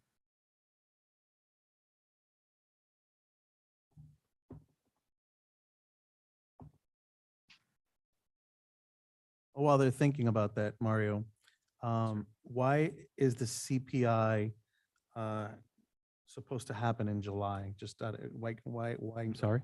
Why is the CPI supposed to happen in July? That's the July 1st was the anniversary date of the contract. Oh, okay, got you. Because if we voted no on this and we wanted to look at it again, I mean, we also there are budget considerations that we have to take into Which also consideration. remember, we sped up their start service because Waste Pro was not giving an extension. So Right. they came in early as well. Yeah. So we have to vote on both of these at the same time, or It's all in one. It's all it's of all in one. one? Okay, it's all or nothing? Yeah.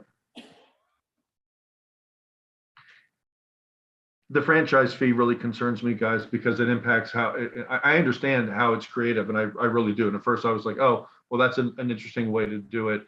But it's a lot of money to us. It's a lot of money. And we're only But 1 it's year into this contract. It worries me. But it's reassessed on a quarterly basis, depending on where the prices are. Not the franchise fee. The franchise fee is annual.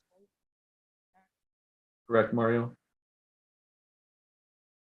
Ed, are you checking that for us? Yeah, it's The not. franchise fee is just in the contract. We'd be waiving it for a year. The code is silent as to motions to reconsider, so we're just double checking the village's adopted policies.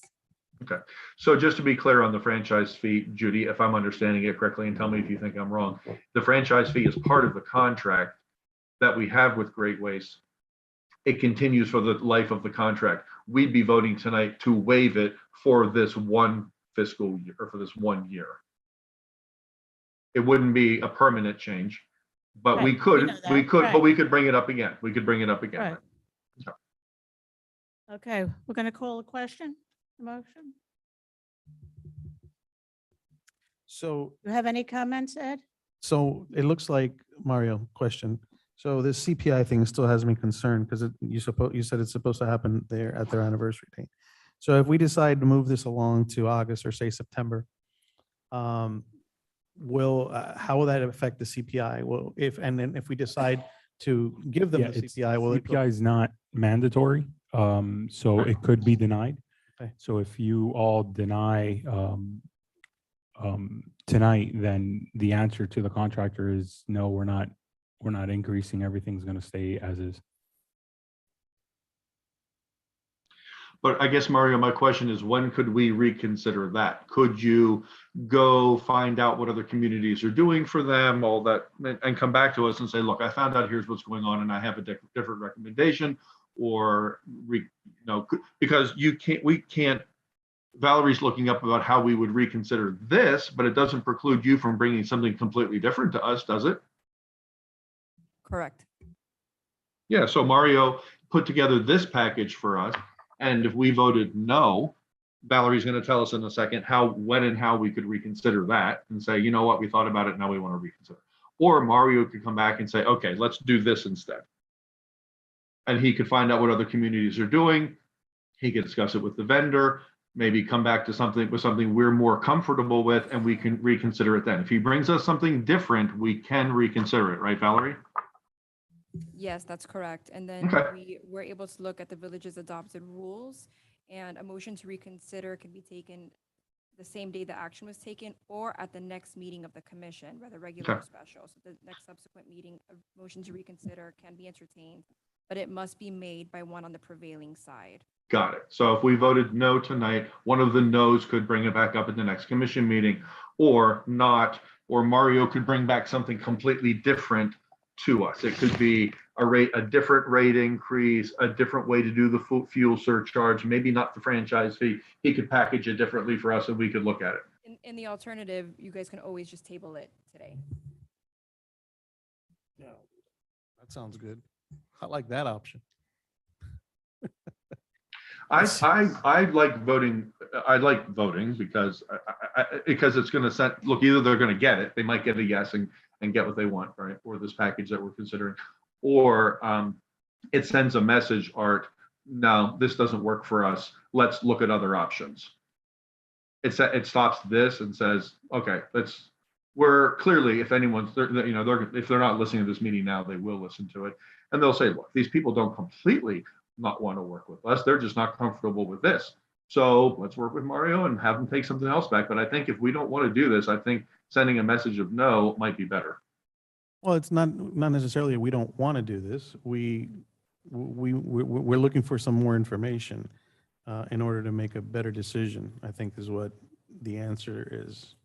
Okay, let's call the motion, but I'm going to do it individually so everybody understands. Well, Commissioner how Hamel- would we table it though? If the option is to table it instead of It's not taking it to a tabled. vote now?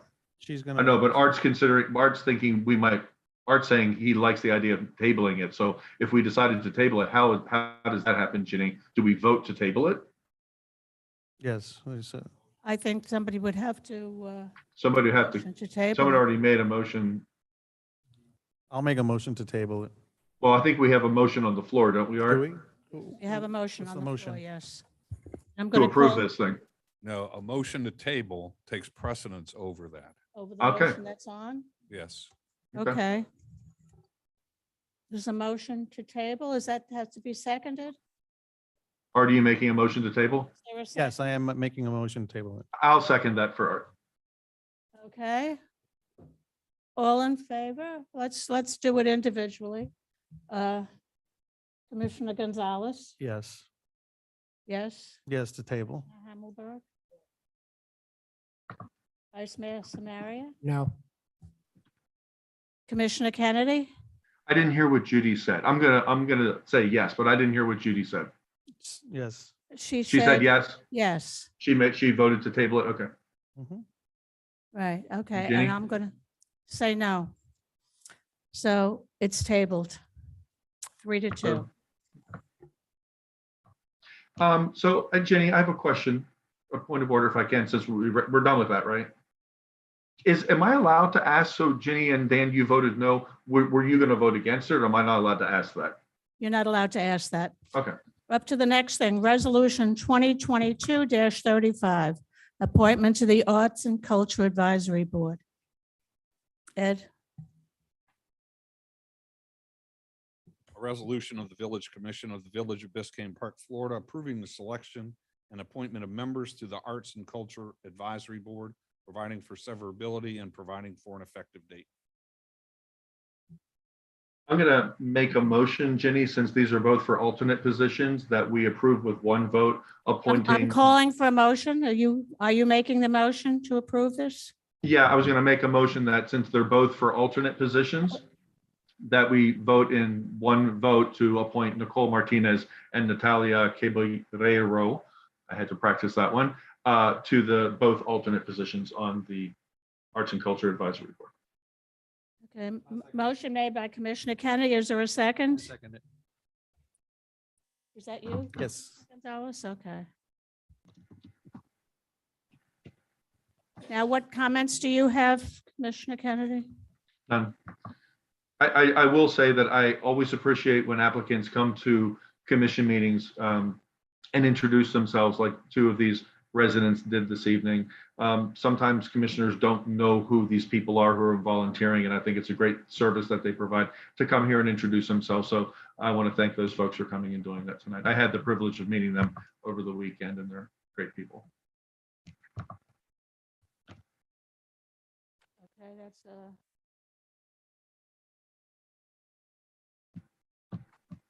okay, any other discussion? All in favor, say aye. Aye. Aye. Any opposed? Resolution 2022-36.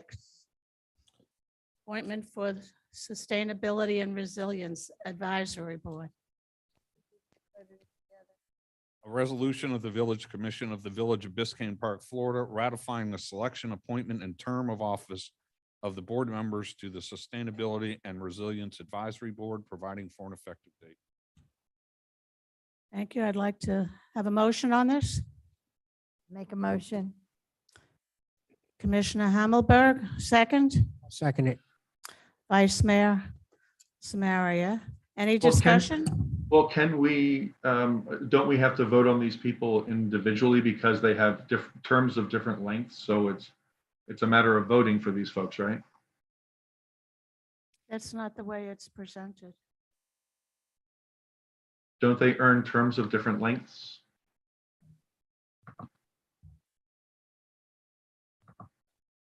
Is it? Based on how many votes they get?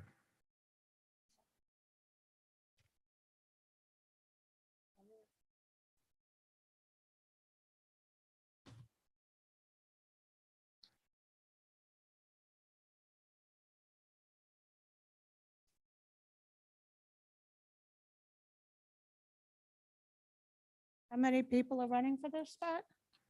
5. There's no, we're appointing, reappointing the board altogether. So that's, we're appointing them. Right, but I thought for these boards, people had staggered terms. Last year they didn't because we appointed them all at one time, I thought, but don't they have staggered terms? I have no idea. It doesn't say that. No, I don't believe they do. Any discussion on this? Well, I think we need to find that I out. don't think for there sure. is any. It doesn't say it in, I don't think there is any. Mhm. Okay, is there any discussion? Or voice vote? All in favor, say aye. Aye. Aye. Any opposed? Okay, that passed. Old business. Swale item discussion, 12A, manager introduction. Thank you, Madam Mayor. Trying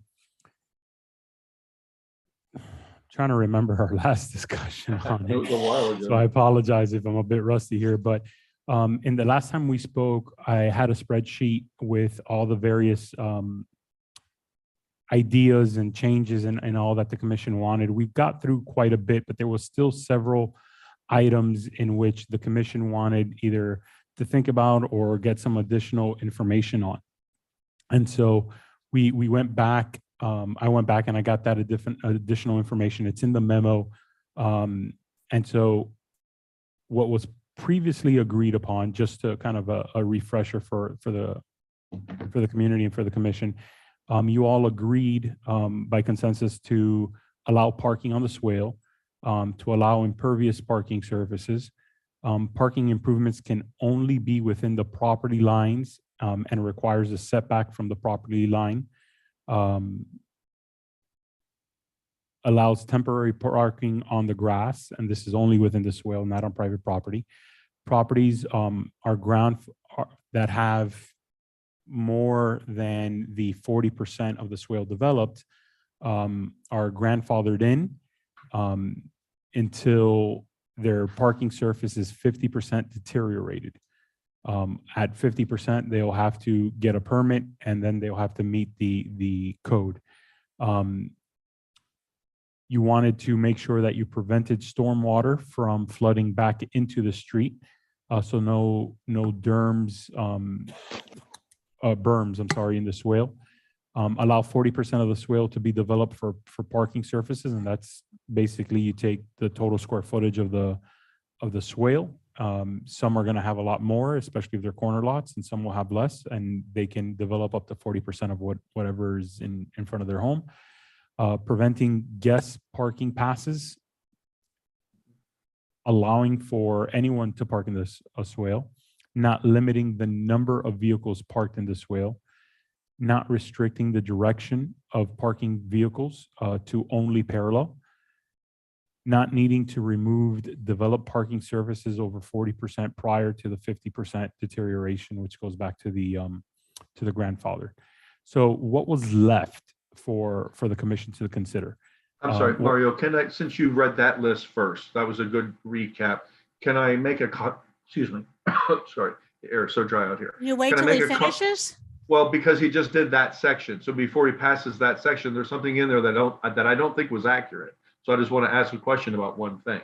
You said that we agreed to grandfather in developed parking that was more than 40%. That's not exactly what we agreed to grandfather in. What the language that was on the item that we all voted on was to grandfather in existing swale considerations. It was everything going on in the swale that would not meet this code. So that's what we agreed on, not specifically the parking. It was we would grandfather in existing swale considerations. Okay. If you look at the language of what we talked about, it's true. Look at the language of what we talked about from the first list that we read. I have the list. It says existing swale considerations. That's what we agreed to, not existing overdevelopment, development of swale parking over the new amount that we would agree to.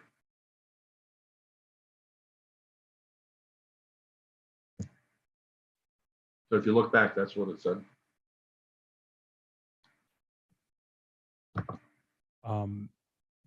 I'll bring up the Excel to confirm. So the items that were still pending was if approved, the swale parking surfaces are allowed, determine the maximum depth.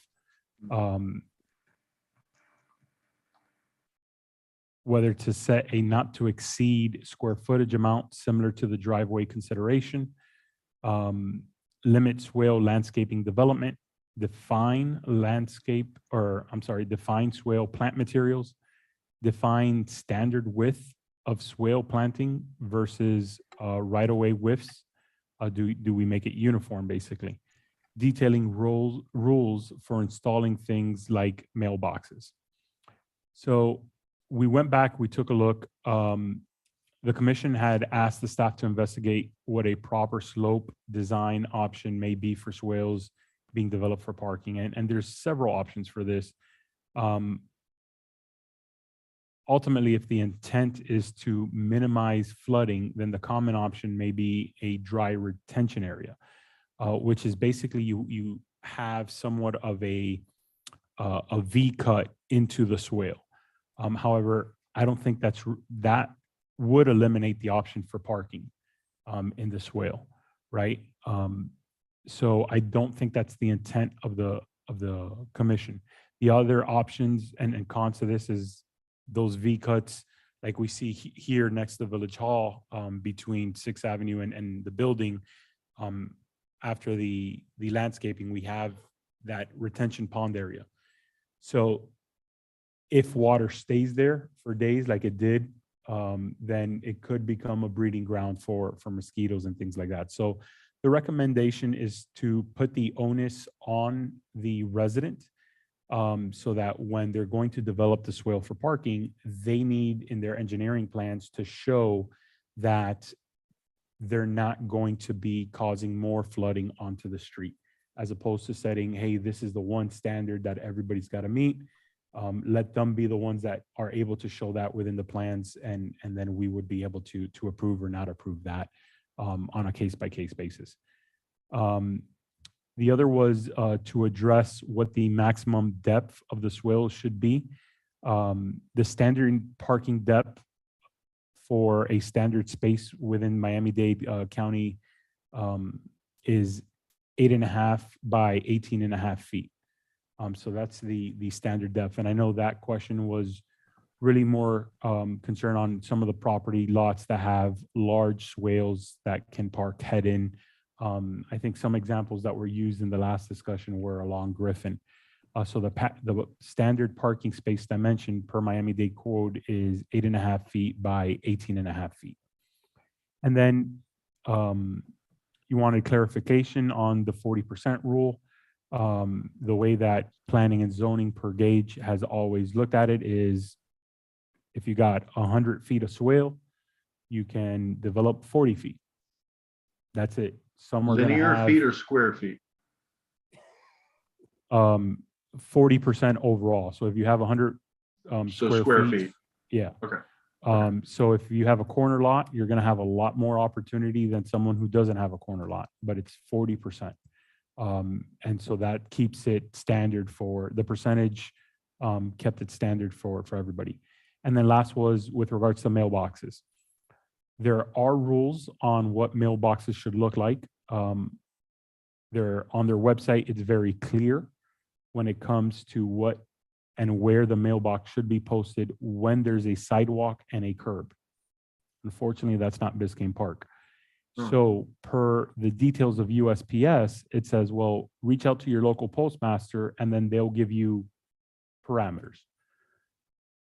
I still have not heard back from them. I've called, I've emailed. I haven't been able to get to the postmaster. I know when I worked at North Bay Village, in a matter of a year, there was 3 postmasters in that, in the hub that would service Biscayne Park as well. So who it is now, I don't know. And they haven't been responsive. What I would recommend is that we fall back into what the code says, which is, well, it says no objects within the swale. So you can't put your mailbox within the swale. You would have to put it on your private property.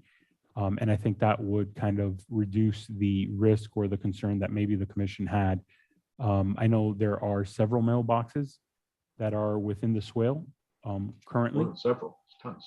So we have, because of the moratorium that the commission had put when we first started this, we have not pursued that from an enforcement side. We've kind of let those be. But we would go back and say, hey, okay, here's, you can't put it within the swale. You would have to kind of push it back maybe a foot too, depending where it is. So that's how that would be the recommendation for that. Well, and that takes us right to the thing that I just brought up about what we had agreed on. I just pulled my notes up, was grandfathering in all swales considerations. That's why we said we would do that, because we wouldn't go back and make people take out the things that they already had there. Because it's more than a couple of mailboxes. It's a lot of mailboxes out there. And you're going to be very busy going to explain to people they have to remove the mailbox that's been there for many, many years. That's why we said grandfather in all existing swale considerations. Basically, whatever has gone on there, we'll let it stay if it violates this. But from this day moving forward, like we do with other things, when we grandfather things in, we grandfather them in and say, okay, but driveways, for example, we did the same thing. But from this point forward, when something gets 50% deteriorated, then you have to do it. And that's why we agreed to that. It was not just for parking. It was for all of these many things that are going to come up. So there's a lot of mailboxes, and you want to, I know people are concerned about tripping hazards and someone falling and hitting their head on something. A metal mailbox is not a pleasant thing to crack your head open on.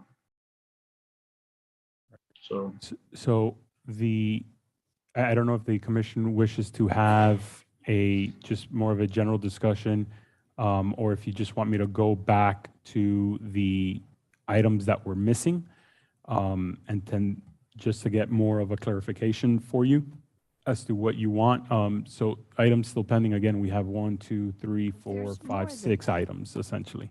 Right now, it says allow for parking on the swale and allow for temporary parking on the grass. And right now, people are getting ticketed for having a visitor and parking on the grass. And you see Alexander talk about his overflow parking was on the grass. When I have a gathering, which doesn't happen that often, but a couple times a year, we're parking on the grass. I mean, on the swale. I can't hear whoever's talking. Sure, there's a guy on 8th Avenue who showed me his ticket. He paid $25 for parking on a quote unapproved surfaces, which is parking on the swale.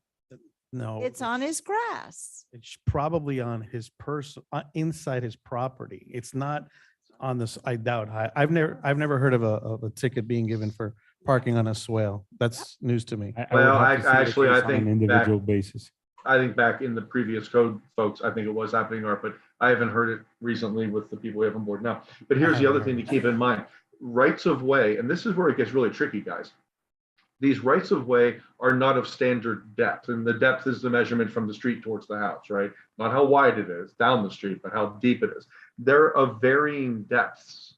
So when someone could be parked on the right of way, right? But their car could be partially in their private property, in which case now their car is parked on their own grass and they're in violation. So someone could say, my car's parked on the swale, your swale is only 3 feet deep. I'm making something up. Your car's half on the grass. Or, and here's the other thing we're going to be talking about because it's on the list for tonight, the consideration for allowing people to park heads in. Because if we allow for heads in parking, then you're going to have a lot of people who are parked on the swale. Right. And their ass is probably, their back end of their car is likely sticking in the road, because I see it all the time when people park heads in, their butts in the road, and the nose of the car is on their private property. Yes. So in addition to looking like a parking lot, which is just a horrible look for a residential community, having cars parked heads in, it looks like you're lining up cars at the strip mall. In addition to that, then you are very likely having people park on their private property in part and part on the swale. And now how is code going to enforce that? Because code doesn't know the depth of a property. They don't have a survey of that property. They might think they do based on looking at light posts and things, but that's not an accurate measurement. So it all just starts getting very sloppy when it comes to this parking consideration on swales based on whether they're parallel or they're allowed to park heads in. So Mario, did I see the police chief here? I'm sorry, can you say that again? Did I see the police chief here? Or sir. the commander Wolfslager? Because we had a conversation about, for safety considerations, this parking along the streets, because this is a big thing for me. I'm concerned about lots of things in this topic, one of them being safety. When you have cars parked along the swale, now it becomes less safe for the pedestrians, right? Because they have less spaces, fewer places to step off the road.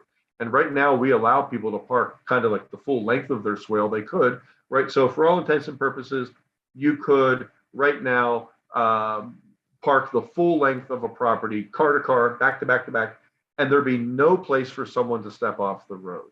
So we're allowing for that to happen. We're allowing for a situation where people can't step off the road. It also allows for sightline problems, because there's one particular corner that I leave on my particular route out of the village where I stop at this one intersection, and on the left, I can't see the oncoming traffic because someone is parked there on a parking spot that per this new code would be absolutely legal. It's less than 40% of their right of way. It's where it's supposed to be. But when that car is parked there, and we have no consideration for the size or height of the vehicle, by the way, but when that car is parked there, which it frequently is, I cannot see traffic coming. That's an allowable use of swale parking that creates a safety issue. So there's lots, this is a really tricky, very tricky thing here. And I think heads-in parking is a big part of it. The reason I asked if the police chief was here, because we had a conversation a while back about what's the safest way to have cars parked along the street. And maybe now would be a good time to hear that, because I learned some interesting things. Chief Cabrera, do you have anything to say on this? We had a discussion a while back ago, and we spoke about,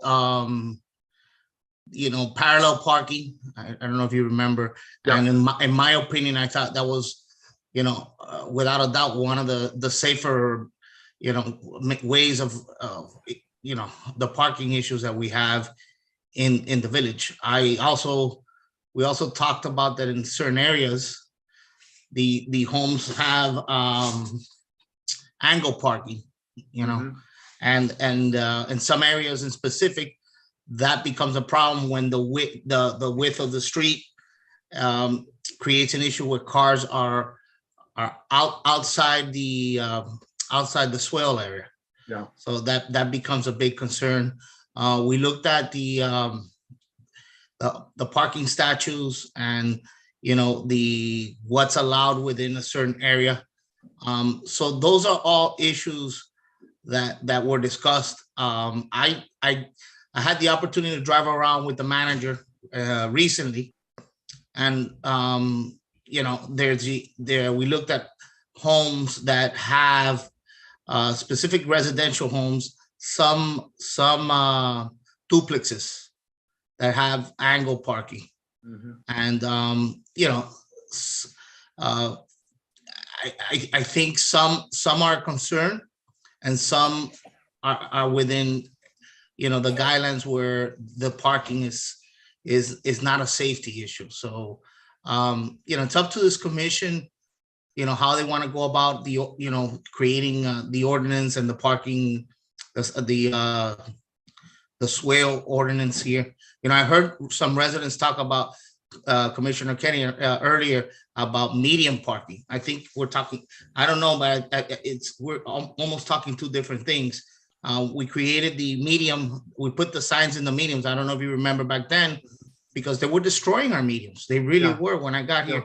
And let me tell you, the outcry when I first started 4 years ago, and it seems like it was 4 days ago, the outcry about medium parking was the residents were really upset. So it caught me by surprise. Upset that they would not be allowed to park there? No, or upset that it's allowed at all. That it was allowed. Yeah, That it was it's allowed. Yeah. So. Well, see, I think it was Janie Anderson who made that comment. She made a good or maybe it was Bob. I think it was Bob, who, and it's a point very well taken, is that if we don't allow there's two places, public places that cars can park. One is on a median, that's public land. And the other one is on the right of way in front of all of our homes. That's also public land, right? So it's public land and public land. If we don't allow it on medians because it destroys the median, right? It destroys the median. Don't let people park there. It destroys the median that the village has to pay to maintain, right? But if we don't allow it if we allow it on swales on the right of way in front of a home, neighbors can park there and destroy someone's median. I could go park on Arch. I think last time I said this, Art, you said someone had and kind of destroyed the median in front of your house, and you had to resod it at our own expense. So it's just kind of, again, it's this really challenging thing to try to maneuver through, because you don't allow it on a piece of land that the village has to pay to fix, but you do allow it on a public piece of land that the private homeowner needs to fix, even if they didn't park on it. But there's That's the also tricky part. there's also some of our medians that have water meters on them. And when the cars park on the water meters, they destroy them, and then the owners have to keep getting them replaced and replaced and replaced. Yep. So there are all kinds of considerations, and it's not easy. It's really not easy.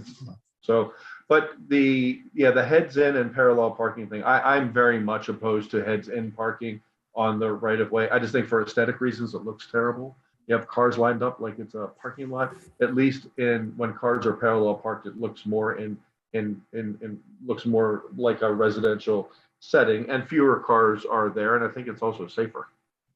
Well, the good Cars thing is coming in. we passed that ordinance where we made people our new driveway ordinance where we specified people needed to have a certain amount of parking spaces. Right. So this is going to, I think, eventually help us because drive people out of the medians and out of the swales and onto their own private properties, because they'll have sufficient parking, whereas right now they don't, and that's one of the reasons why. You're the parking absolutely is- right. That's also always been required, whether they have it or they don't have it. It's been required in our code for years and years and years. And I will say this, as a village walker, I see lots of properties, and I could point them out to you right now, that have ample parking on their own private property, Art, but they don't park on it. They park on the swale. They line there. There's a house, I'm not going to name the house, but they have parking. I counted. They have enough parking for 18 cars Wow. and a 3-car garage. And every single vehicle is parked on the swale. Every single resident's vehicle is parked on the swale. The driveway is empty, the gigantic parking lot is empty, and the 3-car garage has no cars in it. Yeah, the problem is, and I You agree. can't require it. You can't require right. them to park there.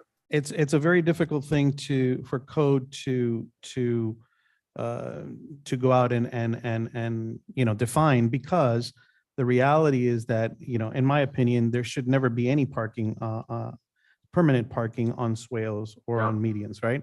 It should only be for, when you have an event, obviously, you have a party or whatever, but permanent parking shouldn't be allowed. Now, the question is then, how does code codify that? How do they go and, okay, well, that car was there yesterday, but it was, it's here now at 3, but it's not there at 4. It's just near impossible for code to actually police that. It's just, it's unrealistic to ask them to, what are they going to do? Pass by every day a median and take a picture of it? And that would require a parking authority. There you go. We'd have to start, develop a whole new team. I don't remember, Commissioner Kennedy, I don't remember us voting on grandfathering any plants or bushes or trees or The hedges. language that's on swale. there, what we grandfathered in, we said what we agreed to grandfather in were the swale considerations, everything in the swales. That's what the item said. Until they are 50% deteriorated.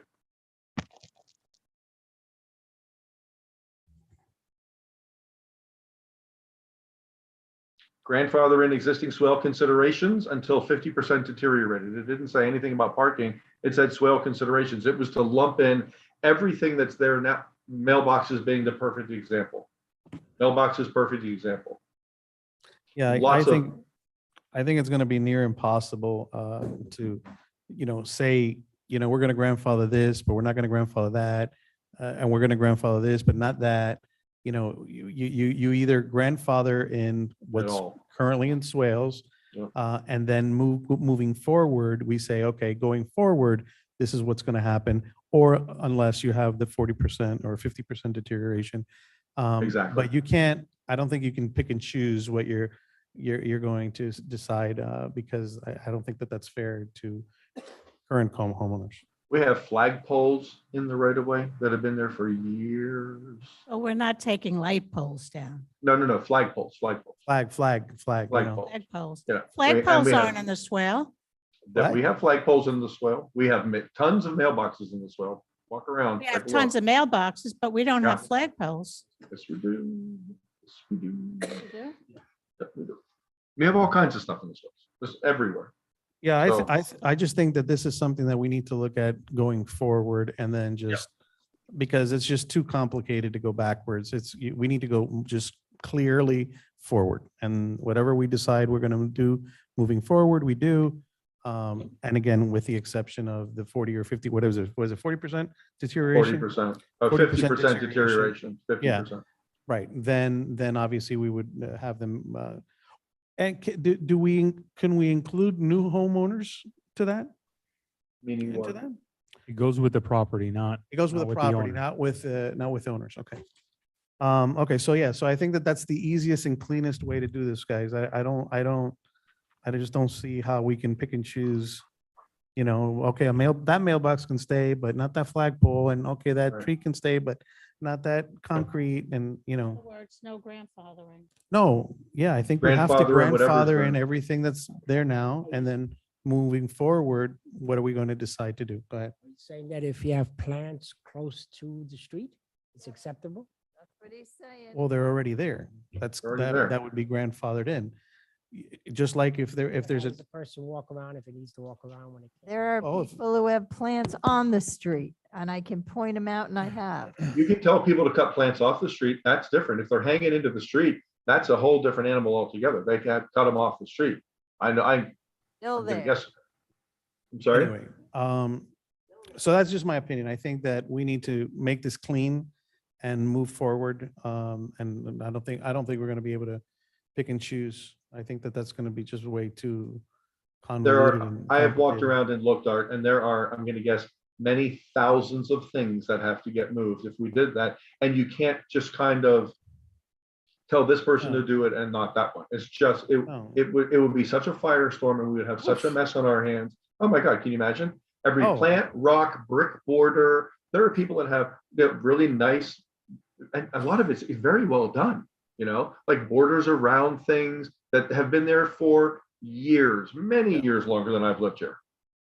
Right. So that's And village that's the way property too. I would do it. And village property too, by the way. Right. Okay, we're not going to vote on the swales tonight. Shall we move to the next I just item? need consensus to make sure so that we can start drafting the language to bring back for first reading.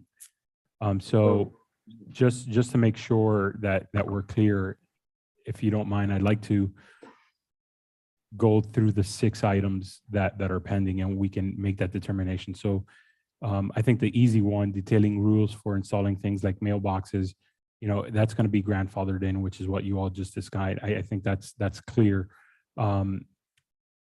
Define the standard width of the swale planting versus right-of-way widths. Am I understanding correctly? The answer is no, because there's too many different things that end up getting grandfathered in. And so the idea, from my understanding, that was being presented, and I forgot who made the recommendation for these, was I think it was 5 feet from the road, there shouldn't be anything. And then, Was the recommendation of the code review board. okay, are we now saying, is the commission now saying you're not going to entertain that? You're not agreeing to that? Well, if you say not planting within 5, well, that code review board was many years ago. We're having a conversation now. Look, you have to be very careful about that because, okay, that's great. I'm glad they did that way back then. So, but here's the problem. You have to be careful how you word that, because that means there can be anything there.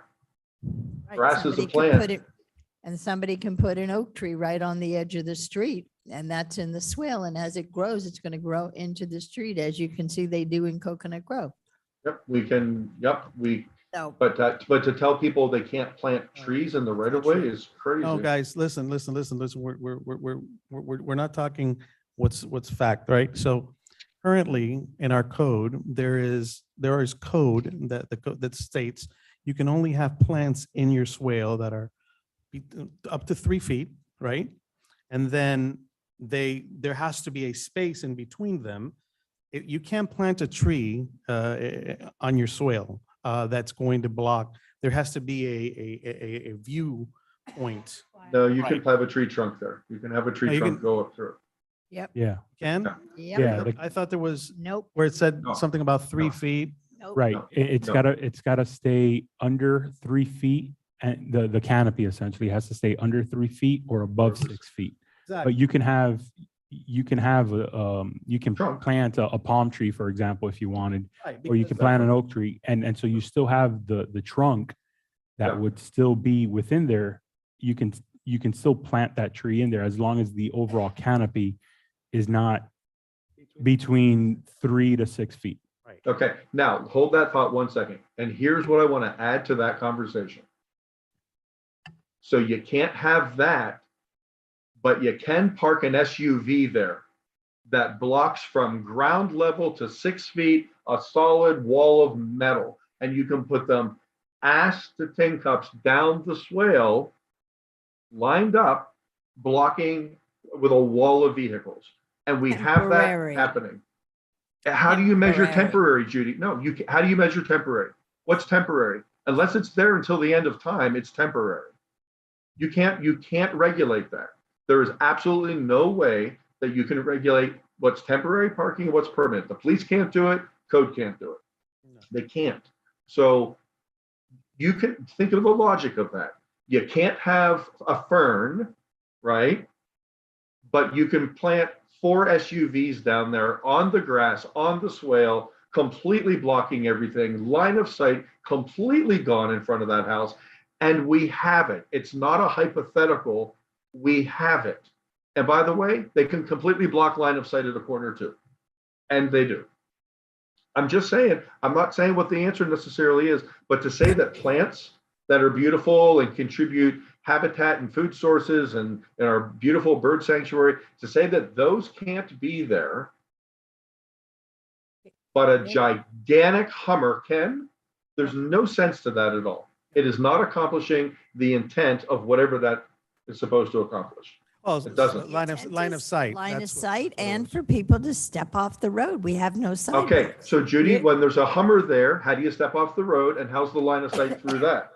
You can't have campers on your property for a long period of time. Well, he used campers. I'm using his. Escalades and he used Hummers. He didn't say anything about. I didn't say campers. No. Okay, sorry. You can put an SUV there. Yeah. You probably thought I said RV, Dan. I said SUV. You can put an SUV there. You can put 4 of them. There is no site available, and there's no place for a pedestrian to step off the walkway, to step off the street. So Judy, the solution is not solving the problem. That's my whole point. It's not solving the problem. But if people, typically you'll see plants, there's still plenty of places for people to step off the road. And let's not also forget that we require driveways, and the driveway has to have an approach to the road. So every single property, by definition of our driveway code, has a place to step off the road. Likely the driveway access. And there's one at the house next door that way, the house next door that way, and the ones across the street as well. So there's no logic to this. I will tell This you. whole thing about the plant, there's no logic to it. I completely agree with you, Mac, by the way. I think that's very logical thinking. Having said that, I do think, and from what I've seen driving around in this community, there are a ton, and, correct me if I'm wrong here, but there are a ton of line of sight issues on just about every corner where where there's like on 6th Avenue, for instance, 121st Street.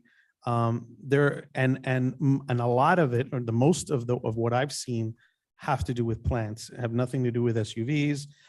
But I get what your point is. I get your point. But you do know that there are plenty of examples of vehicles doing the same thing, but even worse. Okay, but I don't think it's as prevalent currently as the plant problem that we have line of sight. And I'm talking about just turning, getting out of your driveway, making, getting onto, yeah. So, but I understand your point. I mean, it's hypocritical to say, hey, you can park you can park an SUV, which But blocks no the line of first. sight. Yeah, exactly. So, yeah, so it's a tough situation. Yeah, yeah. Now look, and if we're going to grandfather, if we say we're going to grandfather in what's there, again, if you don't grandfather in the plants that are there, someone's going to go around and tell people to remove thousands and thousands of plants from rights of way. This 5-foot depth thing makes no sense. And by the way, there may very well be places. Keep in mind, if you come up with a number, let's say it's 5 feet, no plants from the edge of the road 5 feet in. That 5 feet depth that you provide in the code might very well be deeper than the right of way at that particular property. You might be telling someone now they can't plant on their own private property because the right of way there is not as deep as 5 feet. So we have to be very careful about all of this. No, this is only pertaining to swale. It wouldn't go into private property, but. Well, that's what I'm saying. But if you said you can't plant anything from the street 5 feet in, yeah, Within then the that might swale. be on someone's right. We have to be careful Right. how that's worded.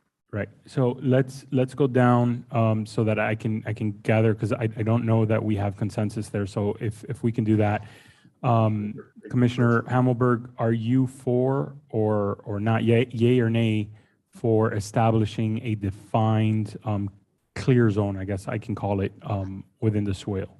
I think there should be a clear zone. I think there should be a place where A, we can step off, and B, we can see what's coming.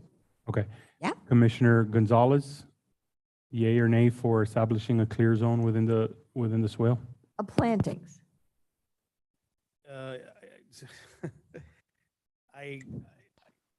This goes with vehicles, though.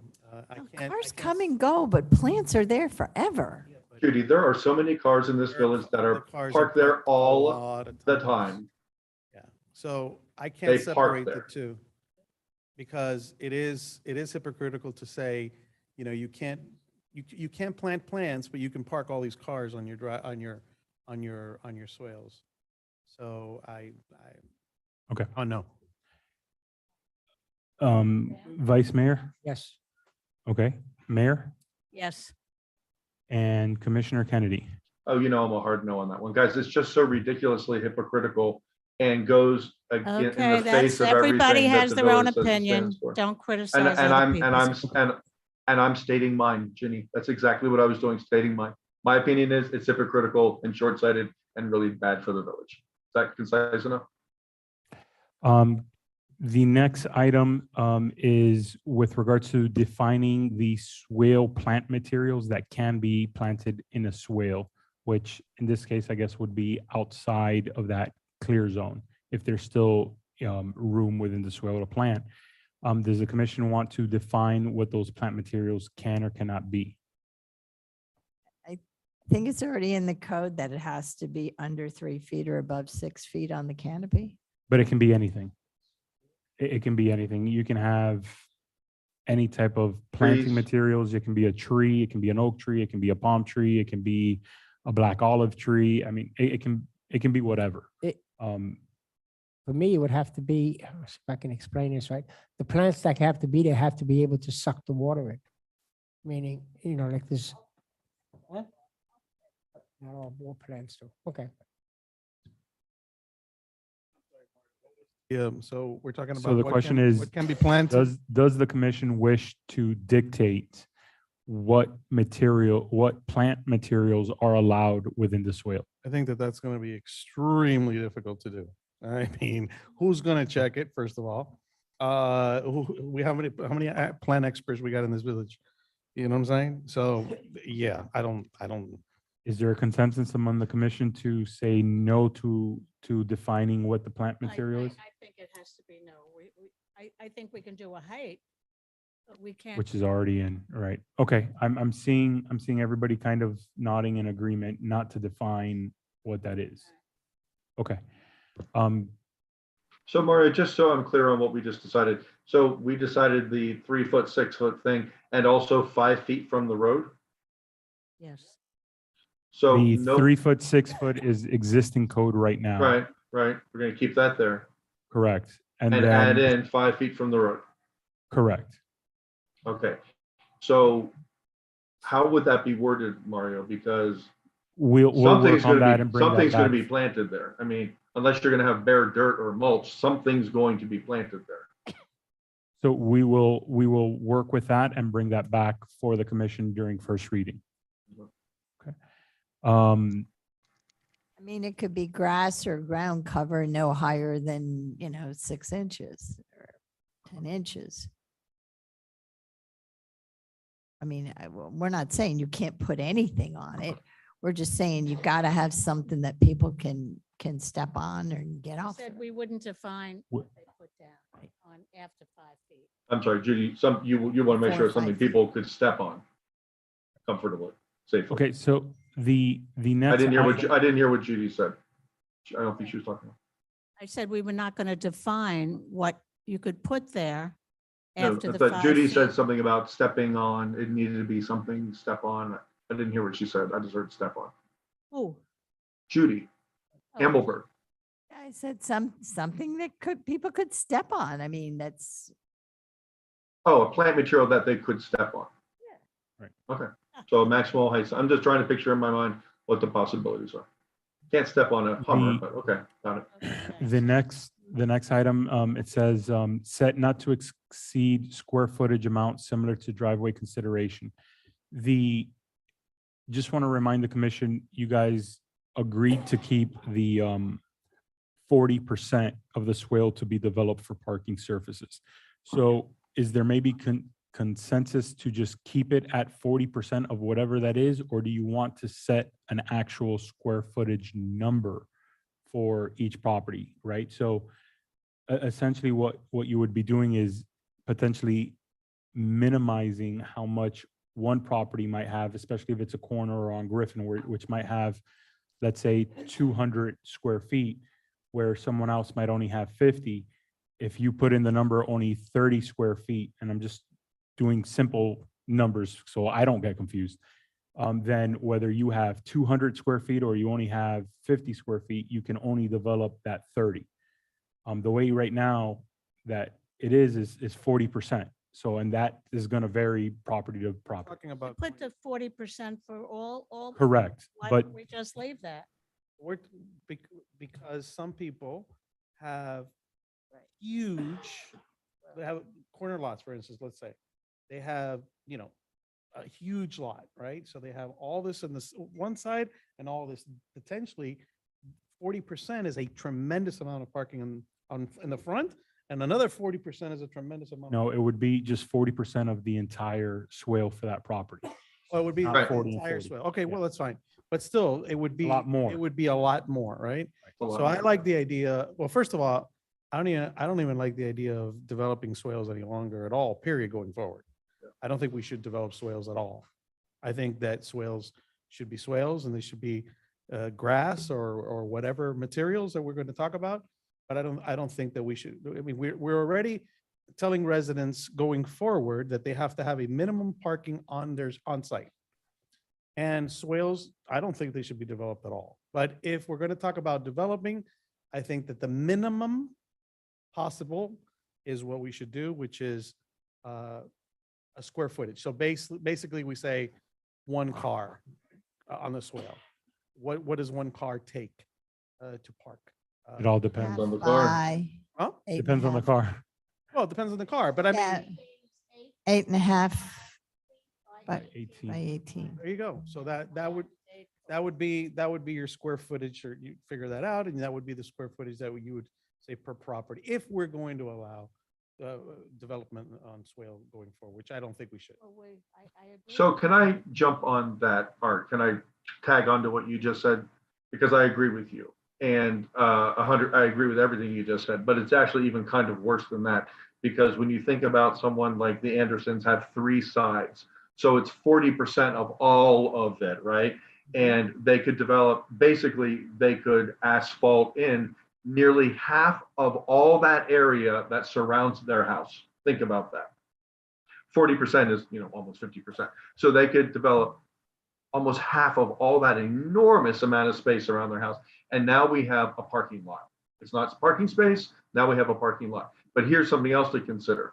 It's the depth that also comes into consideration. Because if you allow someone to develop 40% and they have a really deep right of way, and some of them are really deep, and we're Some are allowing 20 heads in. feet. I'm sorry? Some of them are 20 feet deep. Yeah, some of them, that's really deep. So if you allow, they're that deep and you allow, so imagine 20 feet times the width of the property, you're talking an enormous amount of space that they can develop that comes in a great distance off of the road. And now we're allowing heads in parking. You are in essence creating parking lots in front of properties. And don't think it won't happen. It absolutely will. And now you're going to have, if you don't put a max on that, and if you don't say they have to be parallel parked, you are giving license to developing parking lots in our gorgeous residential community. I'm still talking, okay? And to tag on to Art's point about not allowing development at all, we allow people to park out there on the grass if they wanted to. And they just have to make sure if they kill the grass from parking on it, that they clean it up. Well, guess what? There's maintenance involved in a parking space. There's maintenance involved if it's gravel, God knows. There's maintenance involved with parking on grass. Maintenance comes into play no matter what, no matter what. But if we disallow parking, if we disallow improved parking spaces along the swales, at least we're allowing water to get off the road.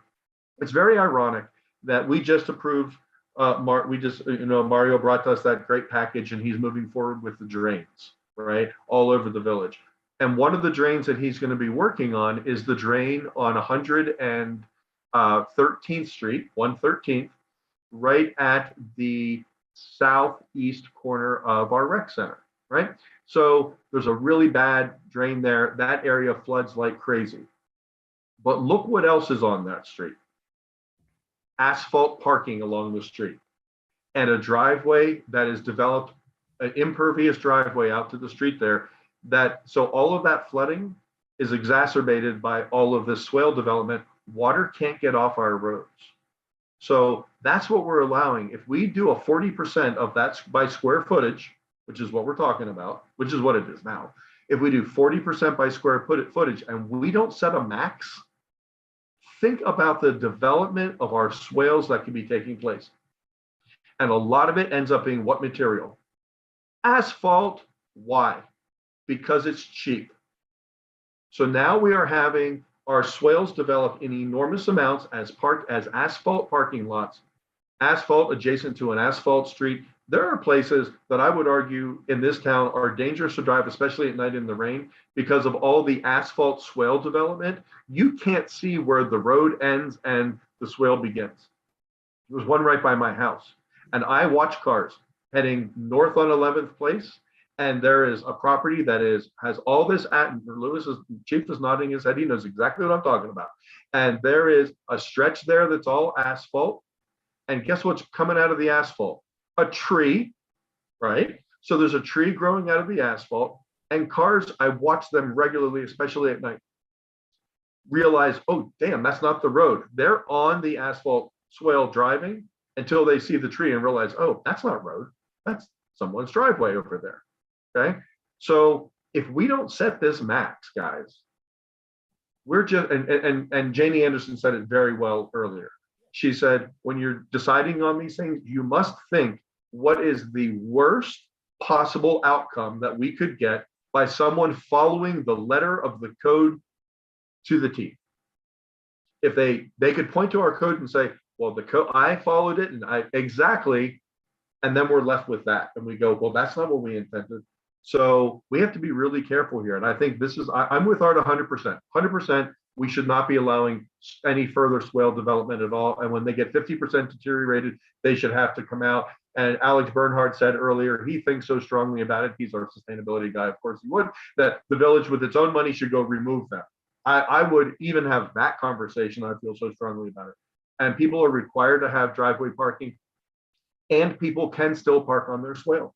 They still can, whether they develop or not. So why let them develop and create all these problems and have it looking terrible and all these hazards, you know, because as soon as you put a parking space there, now you're really inviting someone to park there.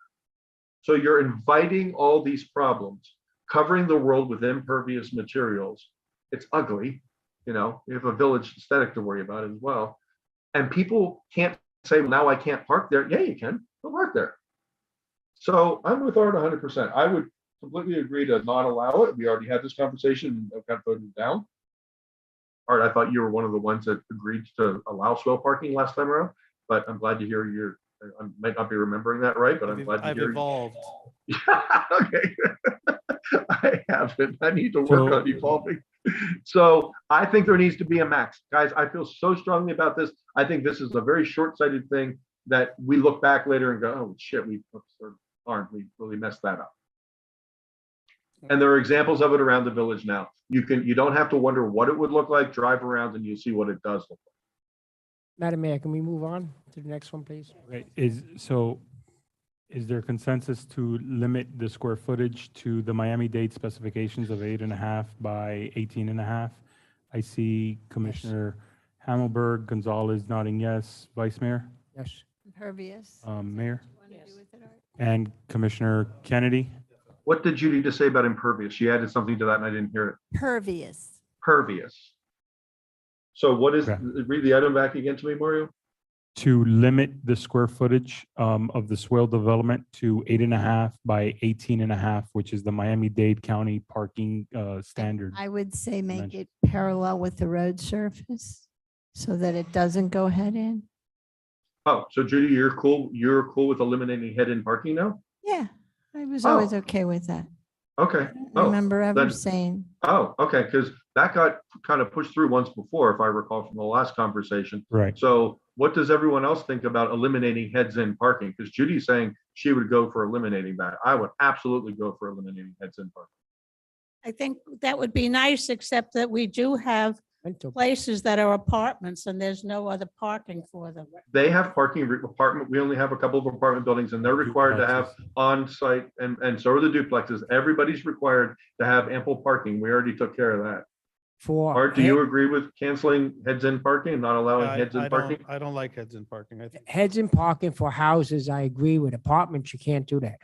they Apartments have to parking it. spaces. And we're grandfathering in what's there. This is for new Yeah, exactly, development, Dan. exactly, This is exactly. For new development. Yep.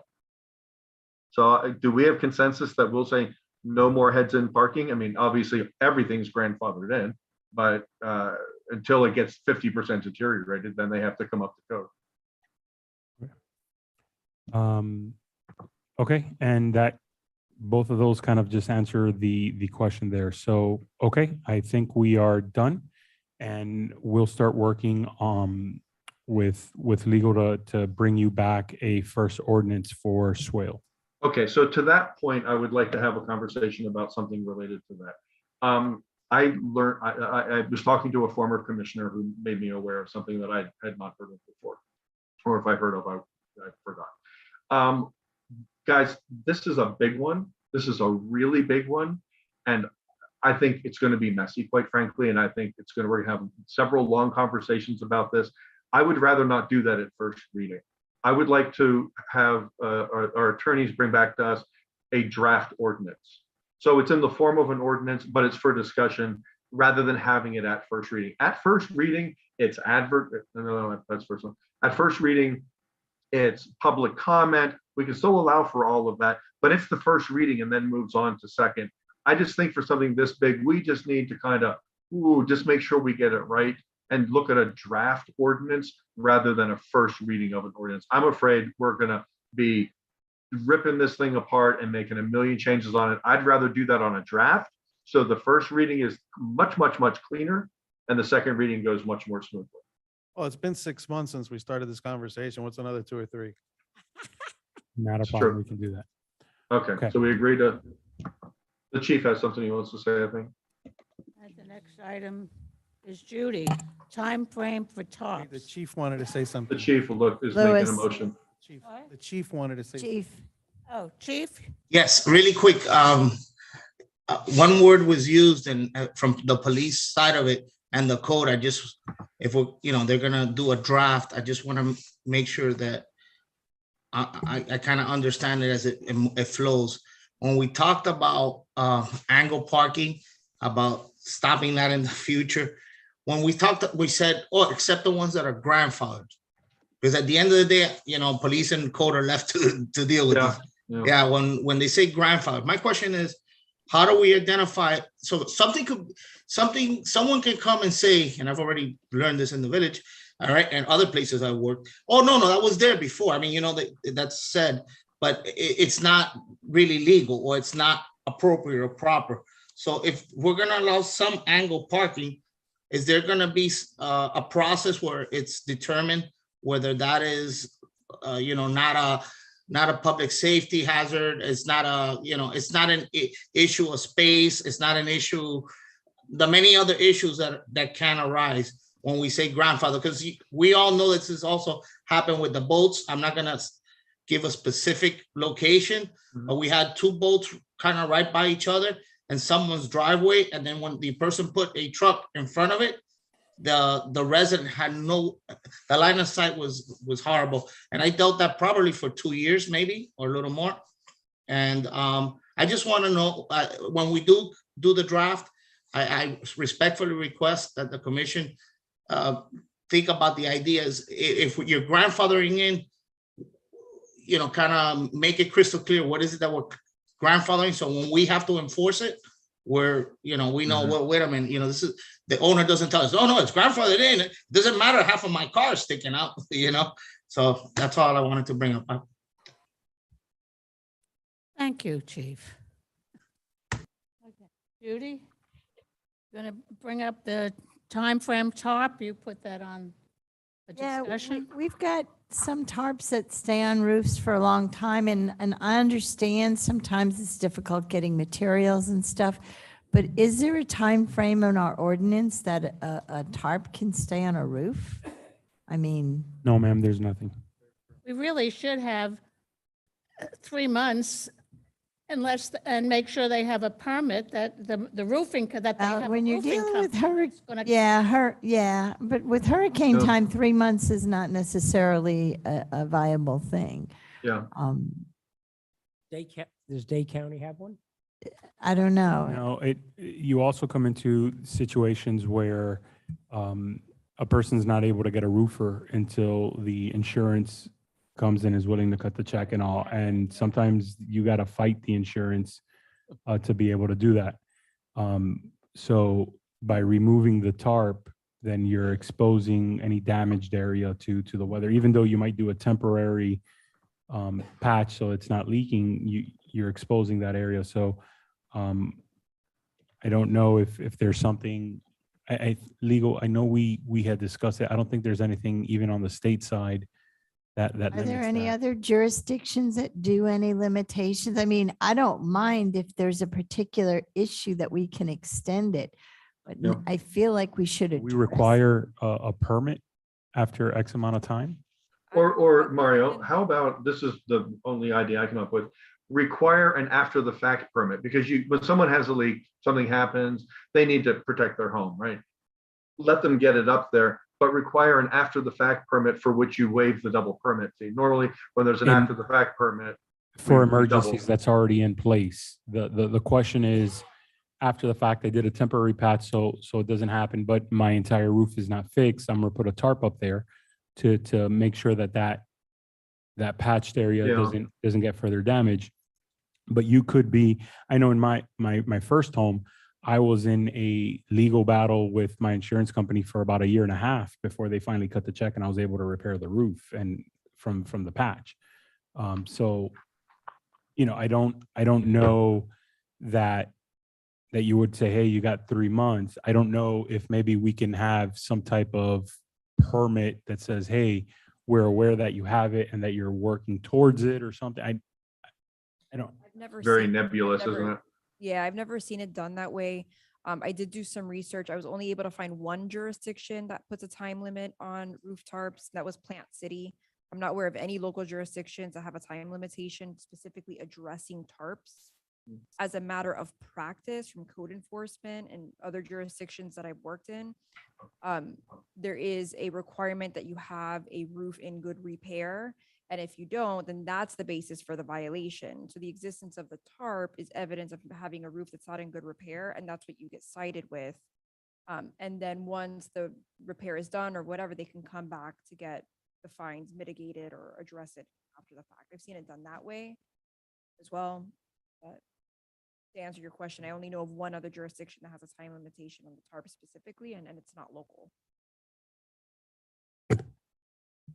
Well, I'm sorry, Valerie, what does theirs say? The what, Plant City? 90 days. 90 days.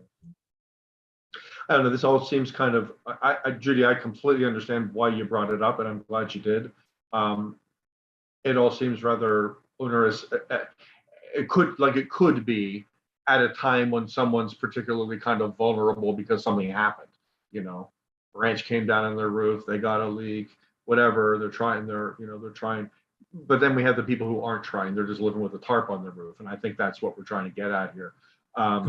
Commissioner, would you like for us to explore the additional code language? Okay, we'll do that and we'll bring that back. And would you also like us to go to planning and to code enforcement before coming back to the commission? Absolutely. Okay.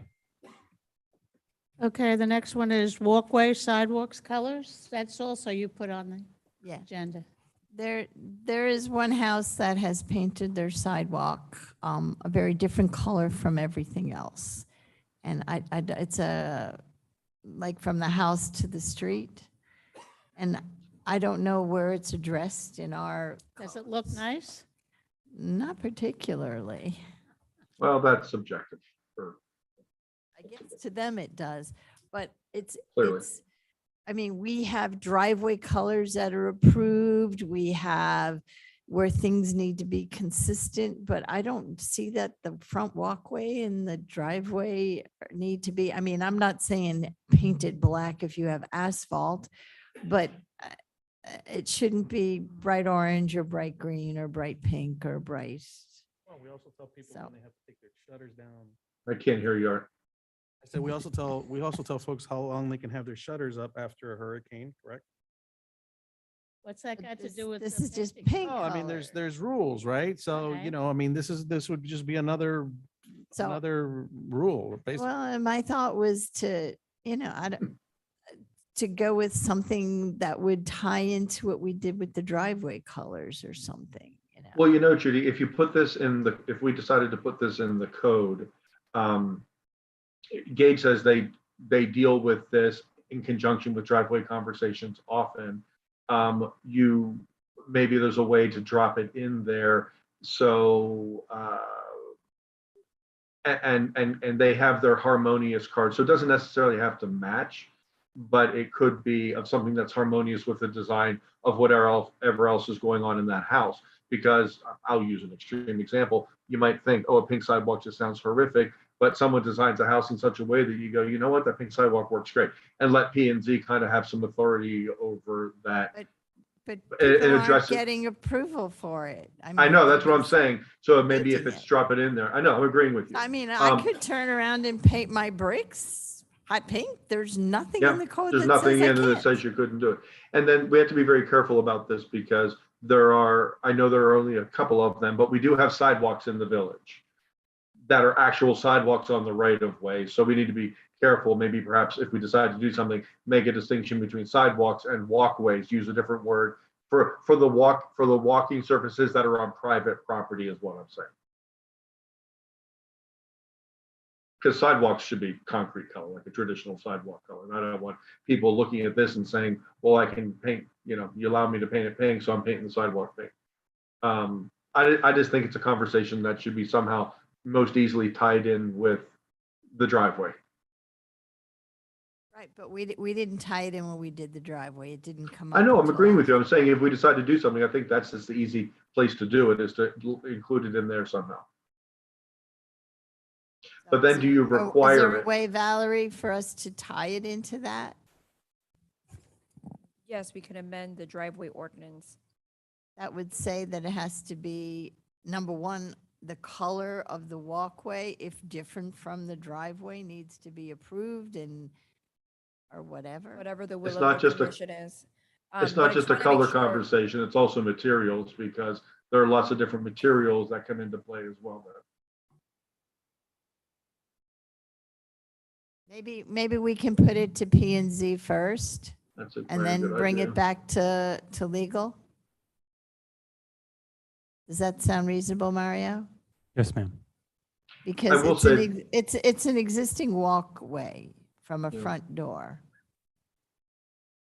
When they discuss it and come back, I think it was brought to us as color. Judy brought it to us as color, and I would think that it needs to be a conversation about color and materials as well.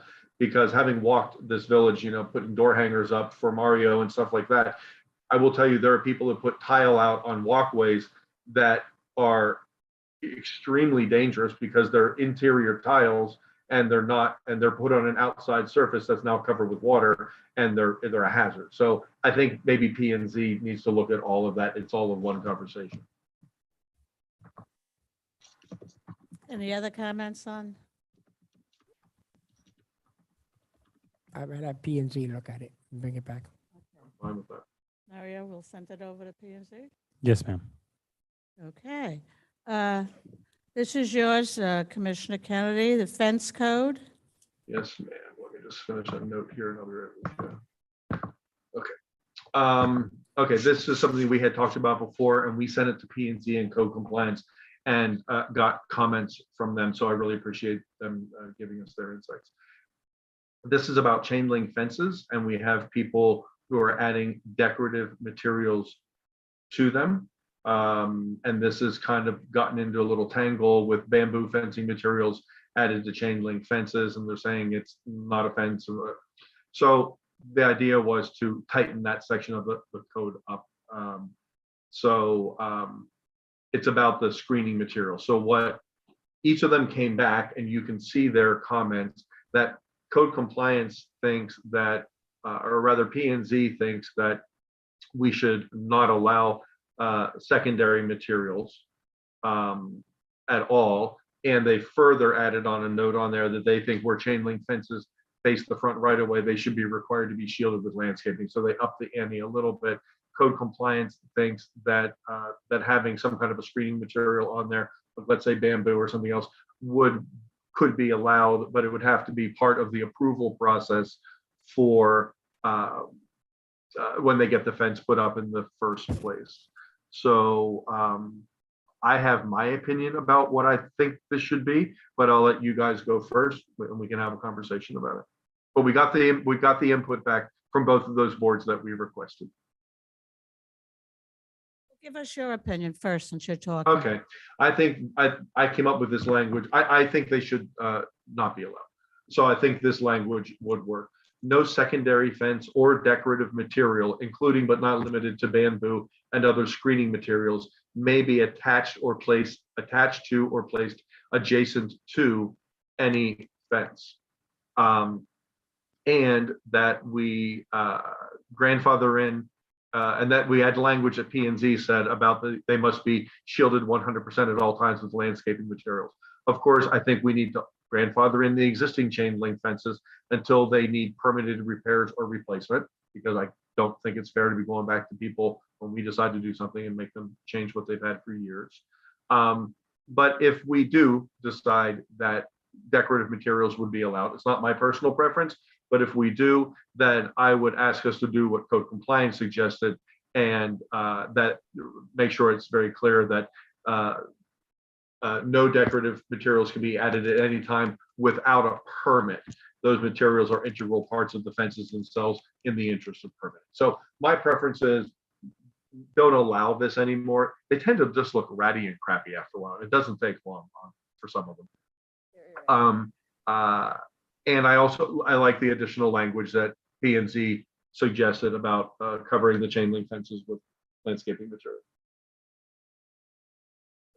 Commissioner Kennedy, just for clarification, are you saying that you're proposing to eliminate chain link fencing throughout the property in its entirety? Because right now. No secondary fence or decorative material, including but not limited to bamboo and other screening materials, may be attached to or placed adjacent to any fence. It's not specific to chain link fences. That's the main part. But then further, we say where a chain link fence, an existing chain link fence, faces the front right of way of the property, it must be shielded with landscaping. Okay, thank you. Yeah. I can see that you can't add that, except it should be the size of the fence if you're going to put something secondary on your fence. You know, like a Not taller than you mean. cyclone fence, you know, right, it should be that size. Yeah. A lot of people have that. But that wouldn't be in the front because you can't have that in the front anyway. Yeah. Does anybody agree or disagree? A secondary fence, the size of the fence. Well, it should be this size, because what they do is they make it above to make it like it's a taller fence. Exactly. But the problem with a lot of it is it really deteriorates and it's Yeah. not maintained, and so I have an issue with it. I understand wanting privacy and but that's what plant materials and stuff are for, but yeah. I know. We do have one that actually got approval for the bamboo that they have, and they brought their permit and all their approval Yeah. and all their stuff in, and Bamboo There's- shouldn't be big, higher than the fence. right, and theirs is not, but I don't think we should get permits for that. I think that's. yeah, Yeah.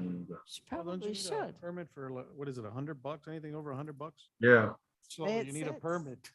for- Yeah, permit to blow your Bamboo nose. doesn't cost you $100. Where do you shop? Doesn't everybody? I think at a yard sale it would buy. Okay. So anybody else have any comment on that? I'll make a motion if everyone's done talking. I'm fine with what you said, Mac. With the height of the existing. fence. No, not allowing it. Not allowed. Ginny, you're saying allow it, but limit the height. I'm saying don't allow secondary materials at all. Right. No, I I don't think we should allow it. I think it's, because then you also have the capacity of people using all sorts of different materials, right? Yep. Size of the fence. Yeah, I understand, but somebody might have a white thingy and the other one might have a green thingy and the other one might have a Pink purple. thingy. Yep. Yeah, so Sheet.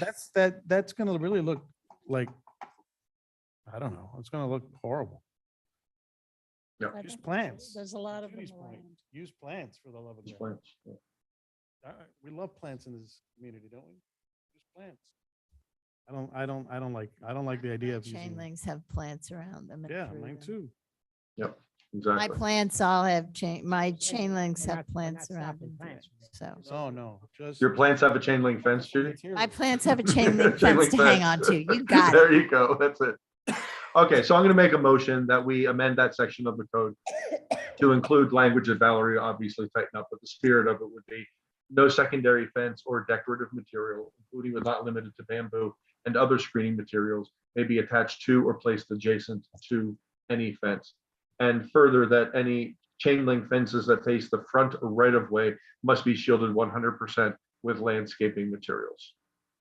We didn't allow chain link fence in the front. I thought we don't allow chain link fence. But Well, there are they're there. houses that have them But already. they're there, but they're Or on there, the sides. but they're there. We don't And- allow new to be put in, but Yeah. some houses have them. Yeah, and here's the other thing that's gonna happen. There are some that have bamboo material on them. And when that bamboo deteriorates, some of it already is, we're gonna use, the code's gonna use this language to say, you can't have that anymore. And now we're gonna have a bare chain link fence. This would require them to put landscaping up to cover it up. That's what it is. But the problem is if they have a gate, you can't landscape a gate. That's a good point. But you can do the fence, but not the gate. Right. Yeah, but we don't allow them anymore, so eventually these things will age themselves out, deteriorate away, and have to be replaced with something else. So this is all, moving forward, and it's the best we can do, given that they're there. So that's my motion. Anyone want to second it for me? I'll second it. We're actually only letting him for discussions. We're not, well, it's only discussion so that they Oh, can write sorry. write I'm it sorry, up, sorry. so it's not motions. Okay. Does Well, do anybody we have a else have an consensus? opinion on that? Do you care of secondary fencing? Just as long as it I can't hear Dan. said, I agree with you, Commissioner Kennedy, as long as they can have plants in front of their fences. Okay, the majority wants no secondary. Okay, new business. I think this is you, Judy, again, waiving solar panel fees. You're the one that talked about this, right? Sorry, I didn't realize you were standing. I thought it was my time for a break. The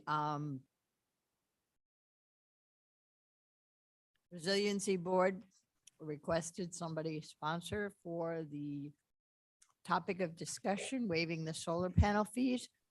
It does not waive all fees for solar because you have electric. And that does not get waived. It's just the general building fee, which I believe is $75. I mean, I know you've got solar paneling. What did you had to get a permit, correct? Oh, I had multiple permits. I had a roofing permit because it went on the roof. I had an electric permit because it's electric. I had a general building permit. We had multiple permits. Okay, so what But fees this are we talking basically- about on this? The general building permit fee, which I believe is a $75 fee $75? Yeah. per. After all the others, that's. I like- believe it depends on the price of the project. And then Yeah, it's it's not percentage 75 of that. bucks.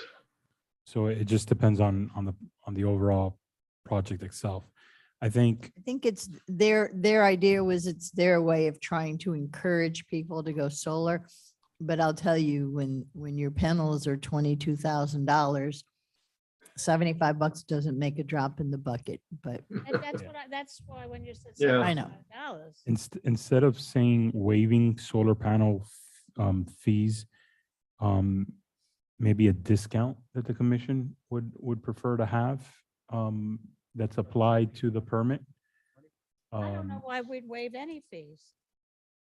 Well, we had Definition. waived them before.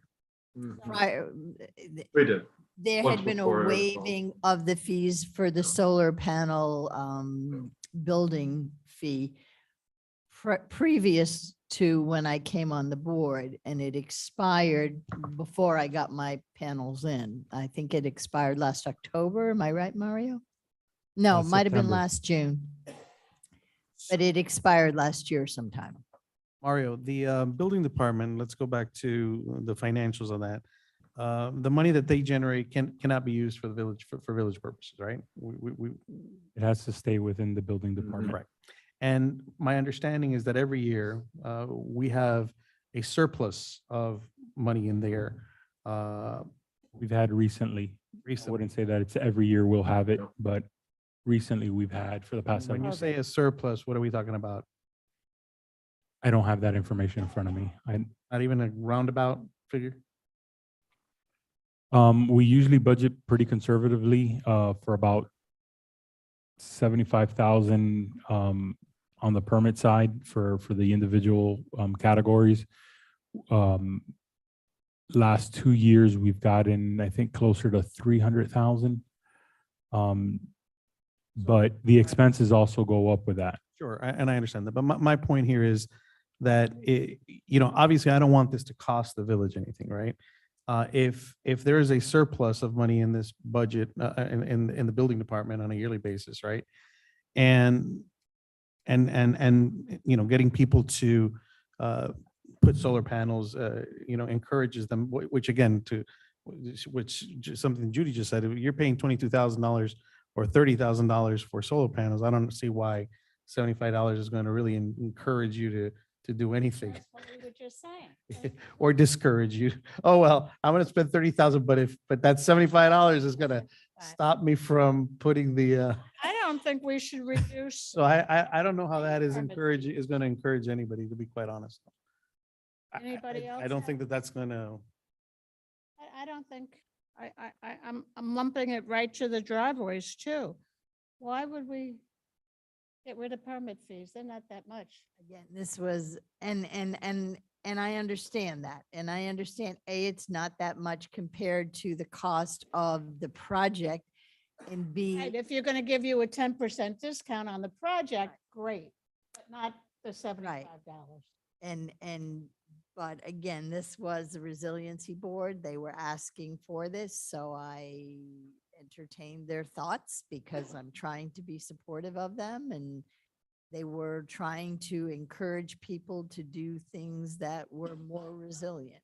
And I will tell you, the last P and Z meeting I went to, there were 5 people that were putting in permits for putting on solar. I was so excited. Well, I And agree people with are that. getting Some permits people for are electric like, car chargers you know, and other things that are responsible things as well. So I think that all of that's great. Okay, so I'll go quickly here because I agree with everything you guys said, the way you said it. We have a business to run here, and it's kind of a negligible amount in the whole scheme of things.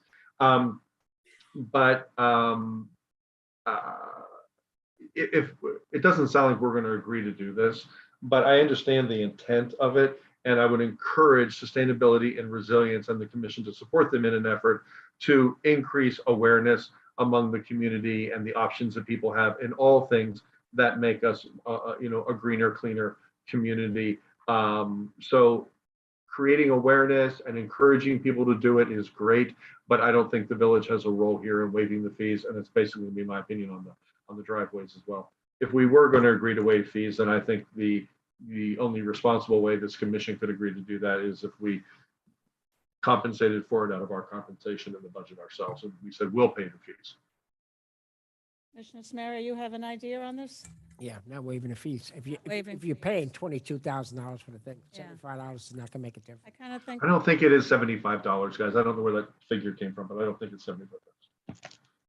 Mario, what is the price, basically? It's going to depend on the cost of the project, sir. It's a percentage of that. Exactly. It's There's not no 75. Okay, so flat let's, fee. let's say if it's $30,000, what is the fee? I don't know, sir. I don't have that information. Pay more. I'm not paying any more. On these projects for the fees and everything, it can take SB a couple of hours to sort out what the permit fees are. I don't think it takes a couple of hours to sort out what a permit is, but okay. Okay, we kind of, think we're the in agreement consensus that is that's enough. not to waive fees? Yeah, I offered to bring it up for discussion. I'm bringing it up for discussion. You guys are not biting. That's okay. Judy brought it I up for understand. discussion. and It's kind of was- whatever. If it was Okay, we're- $75, I was okay, but now you're talking about a percentage of what the panel cost is, then I'm not, He can afford it. Art can afford it. Let's go to, Percentage of the panel, how are we gonna do that? no, that's what it's based upon. That's what they just said. It's not based upon a flat. Because the building department is self-liquidating and it brings in money to pay for it to happen for the villagers, and we just have to keep it that way. I think we have to- can we go up to styles and colors for windows and doors? Well, Maybe we we could- have to do driveways. You wanted 13B to is, talk on that, Mac? well, no, 13B is in Boyd. We didn't talk about that. Waiving permit, you missed 13B. Waiving permit fees for permeable driveway. I had lumped that up too. I had said that I didn't agree with, who spoke tonight on that we shouldn't waive the fees. It's not. Well, again, driveways, minimum of probably like $10,000 on up, right? Is waiving a fee of whatever it is, $100, $150, even $200, going to encourage more people to put, I don't see it. No. It's a nice gesture, Yeah. but I just don't see it. I lumped the two of them together when I was. It feels good, and I understand the intent. Putting in a pervious driveway is the most affordable, least expensive option already. So they're already putting in, they're going to pay less anyway. So again, we still have, I get it, and I love the spirit of it, but we have a business to run here, and it's our job to make sure it gets covered. And only, they gave us, Alex included some figures there about how much lost revenue it is. It may not seem like a whole lot of money, but when you look at our budget and you look at the nickels and dimes that we're living on here to try to get stuff done, it's a piece of a millage point. So It's there's not that. going to encourage anybody to do it or not to do it. So let's not do that. Everybody agree? If it would encourage, then I would. If it would, that would be a different story. I But at agree. this point, it wouldn't. Okay. Okay, codification of styles and colors for windows and doors. Okay, so this is something that has come up. Gage spoke on this earlier, and he said he supported us doing something to codify this. This is something that comes up in P and Z meetings on a somewhat regular basis. A lot of people are putting in hurricane windows and doors. People renovating and new construction altogether, and they have to get a permit for that. Our code does not have any language in it about the styles and colors required for windows and doors. So it's section 10.3 of our land development code. There's nothing there that says, for example, we allow this palette of colors for the window trim. It doesn't say that we allow for this much tinting in the glass or this color of glass. It doesn't say that, and here's the biggie that comes up pretty frequently in meetings. It doesn't say that the styles of the windows, there's different styles of windows, the ones that slide up and down, the ones that slide back and forth, the mullions, no mullions, all of that stuff. It doesn't say that they have to match on a specific face of a house or on the house I don't altogether. believe that, Mike, I think you're wrong there. I think it does say there has to be uniformity in the entire area. It doesn't. P and Z enforces it, and the way they do it is with the harmonious language in our code that everything has to be harmonious, and they use that. They discussed this at a meeting last month, and Gage said, "Well, we don't have it, and the way we enforce it, they do enforce it. And when you're on P and Z, I'm sure this came up in front of you a bunch of times." But they pull out their harmonious card to do it, but it's not codified. It's in no way. So they're just kind of winging it, and they're doing a nice job. They're doing it what I think is probably the right way, but they're not using code language to do it. And we recently had a situation, and here's the thing: if it's not in the code, then people go to do a project, and in this case, we're talking windows and doors, but it could be any number of things. They go into our code themselves, or their contractor does, and it's not in there, and they go, oh, well, then you can kind of do whatever you want to do. And they start the process of all of this, then to find out when they get in front of P&Z, oh, we can't do this. The windows have to match. You can't have different windows on this side of the house and da, da, da, da, da. Then they find out how this works. And now they've wasted time, money with a contractor, contracting with people. And now they find out live in a meeting, oh, now I have to go back and do this all over again and come back again. So there's costs, there's delays. Recently, someone, and this is not the village's responsibility, and this section wouldn't fix this, but the contractor for someone putting in windows went ahead and ordered the windows. And these windows had been ordered, and then to find out we can't use them. So the order had to be canceled, and they were going to charge them and fine them. I don't know. The contract, the vendor was, not the village. So I just think this is an area, again, in our code that we can tighten up very easily. I don't think we're necessarily the people to do it. I think we need to agree to codify color, material, design consistency, and any other considerations, but ask P&Z to write this up for us. They had an open discussion about it, and they already agreed, yeah, this is a problem and it could be tightened up and it needs to be codified. It's not our job to do this. So I'm like Judy brought this on behalf of sustainability and resilience. Attending a P&Z meeting, I watched this happen live and said, I'm going to do it. So I'm bringing it to you guys and suggesting merely that we send it back to them and say, yep, we think this should be written up. Give us something to consider and we'll move forward with it. Yeah, I think that's a great idea. It should Now go back separate, to Gage. yeah. Now separately, I think on the permit applications for windows and doors, even though it is codified, that there should be language on there, that language should be repeated on the permit application. So it's right in front of them. If they didn't look in the code, it's right in front of them. Hey, there's language in our code that says this, make sure you follow it before you go any further here. And that's just us doing right by our residents at any opportunity that we can, just to kind of head them off and to not waste time at meetings and wasting everybody's time getting it done. So do I have a consensus that we would send that back to P&Z and ask them to write something up for us or suggest language that they would like? I think we all agree on that. Anybody Yes. disagree? Okay. Okay, that goes back. Okay. Request for items for next meeting's agenda? Yeah, I'm going to put something on there. I might have a couple little things, but I'm going to put one thing on there. I've been having a discussion with Mario and Valerie about this. And that is regarding living dwelling units. It's not in our code regarding what defines a living dwelling unit.